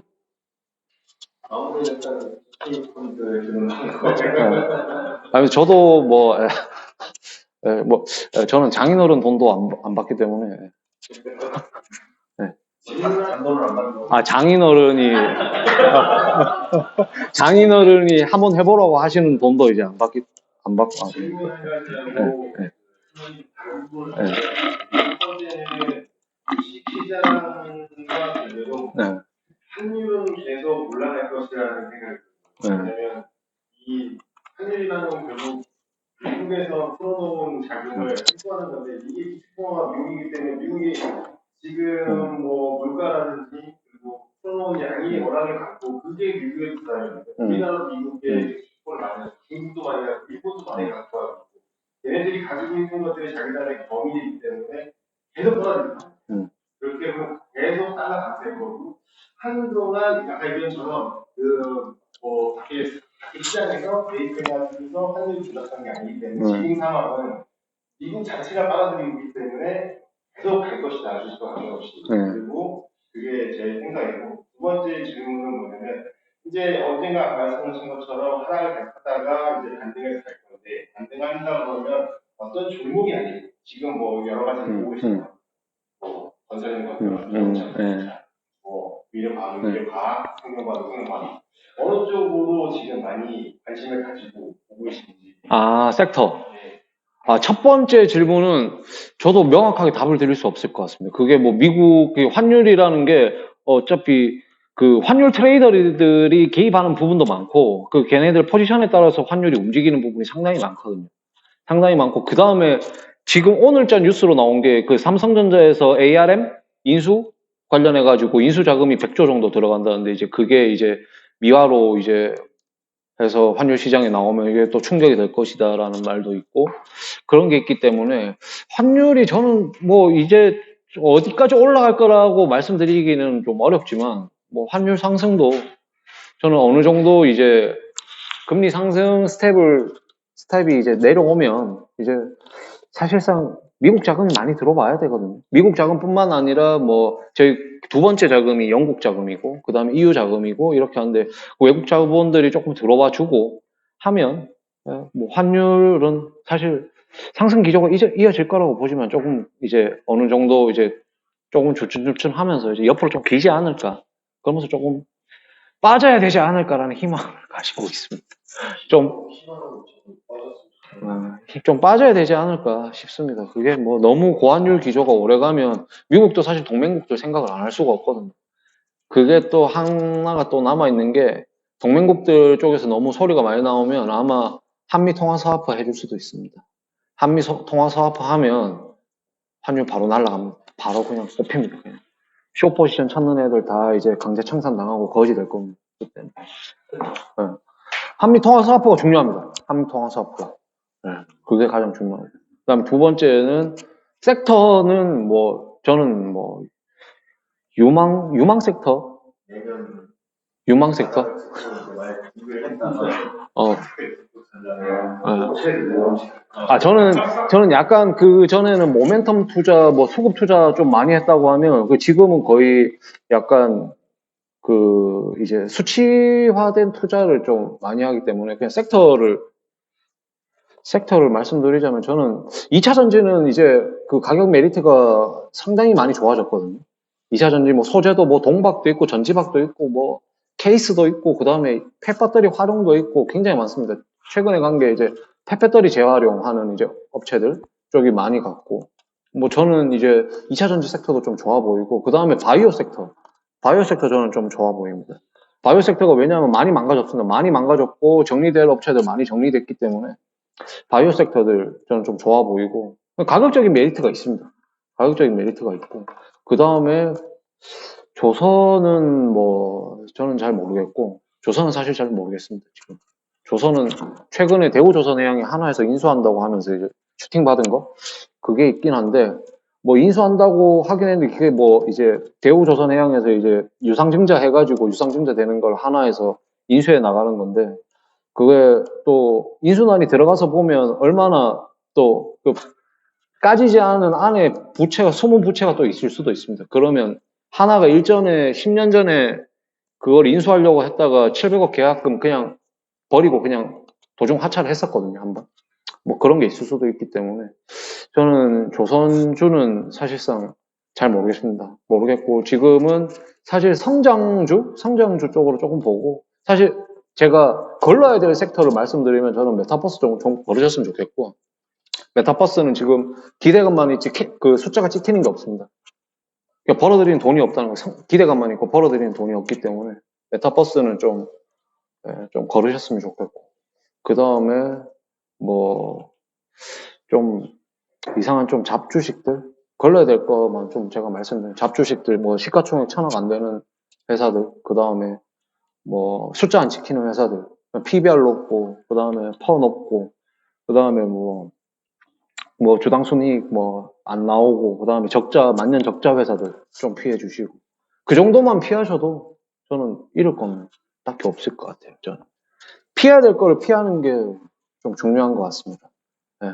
섹터는 이제 날아가는 섹터는 제가 정하는 게 아니고 시장에서 정하는 거기 때문에 피해야 될 회사를 말씀드리는 게 만년 적자인 회사들이 있습니다. 종이 장사만 하는 애들. 네. 계속 유상증자, CB, BW 계속 찍어내서 물건 못 팔고 종이 장사만 계속 하는 회사. 그런 회사들 좀 피하시면 좋을 것 같습니다. 저도 살 때는 뭐 BW, CW 막 찍히는 회사들, 그 다음에 차트에 보면 유상증자 막 때리는 회사들은 일단 거릅니다. 그냥 그런 회사. 거르고 숫자 안 찍히는 회사들 다 거르다 보면 날짜가 나옵니다. 싸고 괜찮은데? 이런 데가 좀 나오니까. 바이오에 사람들 일단은 우리나라 국가들이 정책도 상호비례 먹거리는 바이오 쪽이다라고 이제 발표해서 국가적으로 가고 있고 국가정책뿐만이 아니고 SK니 삼성이니 우리의 다음 사업은 바이오 쪽이다라고 지금 계속 가고 있는데 아까 말씀하신 것도 바이오 쪽이 좋아 보인다라고 하셨고 그러면 바이오가 지금 뭔가 이렇게 시적으로 아까 얘기한 뭐 간등하거나 뭔가 이렇게 실적이 개선되거나 그런 게 있어요. 네. 그 제약회사도 이상한 회사 이름을 제가 말하긴 그렇지만 제땡신이나 이런 희망한 회사들 많습니다. LED 전구 만들다가 갑자기 바이오 사업 정관에 넣어서 하는 회사들도 있고 많은데 사실 다들 아시는 대웅제약이나 종근당이나 이런 회사들도 신약 개발 계속합니다. 계속하고 그 회사들은 숫자도 찍히거든요. 숫자도 찍히기 때문에 그쪽으로 보시면 되고 그 다음에 셀트리온도 있고 많지 않습니까? 셀트리온도 있고 삼성바이오로직스도 있고 많기 때문에 그 바이오도 이상한 그 밑에 있는 애들 종이 장사하는 애들 보시지 마시고 실질적으로 이제 개발하고 있고 숫자가 찍히는 회사들 위주로 좀 보시면 될 것 같습니다. 그래서 궁금했던 거니까 걔네들이 투자를 계속 많이 하고 돈을 계속 밀어넣고 있는 건 맞는데 그게 이제 실적 개선으로 해서 뭔가 좀 나타나고 있잖아요. 주식에 보신다고 하니까 저는 그렇게까지 가시는 게 시스템을 보진 않으니까 그냥 이런 쪽으로 가고 있구나라는 그 신약 개발을 위주로 하는 회사 중에 사실 숫자 찍히는 회사는 없어요. 숫자 찍히는 회사는 없고, 뭐 하나는 뭐 셀트리온 정도? 셀트리온 정도 찍혀 있고, 그 다음에 삼성바이오로직스 정도 숫자 찍히고, 그 다음에 뭐 대웅이나 종근당 이런 건 워낙 기본의 베이스가 탄탄하기 때문에 그쪽도 신약 개발 굉장히 많이 합니다. 한미약품은 되도록이면 이제 걔는 완전 양치기 소년이기 때문에 걔는 배제시키셔야 됩니다. 걔는. 한미약품은 진짜 양치기 소년입니다, 진짜. 한밤 올빼미 공시해서 이제 뭐 삼상 실패 올빼미 공시하고 그 다음날 하한가 직행하고 이런 게 너무 많기 때문에 한미약품 되도록 피해 주시고. 네. 그 바이오는 사실상 기대를 먹고 사는 거기 때문에 다들 잘 판단하시고, 그럼 바이오 안 하시면 됩니다. 바이오 안 하셔도 좋은 거 많습니다. 좋은 거 많기 때문에, 뭐, 좋은 거 얼마나 많습니까? 하나 쪽도 있고, 저는 SK 쪽은 안 합니다. SK는 분신술에 굉장히 능통하기 때문에, SK는 무조건 좀 괜찮으면 분할 상장, 괜찮으면 분할 상장. 카카오도 아시잖아요. 카카오 하나 있다가 뱅크 째지고, 페이 째지고, 게임 째지고, 오토모도 째려고 하다가 못 쨌고, 그 다음에 엔터도 째려고 하다가 못 쨌고, 카카오도. 원래 장만 좋았으면 카카오 다 쨌을 겁니다. 다 째면서 다 분할해서 다 해서 다 한탕 해먹고 말라고 했는데, 근데 장이 안 좋아지니까. 카카오뱅크, 카카오페이, 저는 상장 시초가 보고 깜짝 놀랐습니다. 저는. 처음에 8만 얼마? 카카오뱅크 은행인데, 그걸 자꾸 테크주로 보더라고요. 기준을 자꾸 테크주로 놓고, 카카오뱅크는 은행인데, 은행 밸류에이션을 잡고 기준을 잡고 가야 되는데, 자꾸 테크주에 잡고 가니까, 이게 완전히 아예 시초가부터가 아예 그냥 오버돼가지고 나온 거 지금은 딱 그냥 적정 가격으로 간 겁니다. 지금 24,000원? 뭐 거기까지 갔으니까. 그런 거에 속지 않으셨으면 좋겠습니다. 뱅크는 은행이니까요.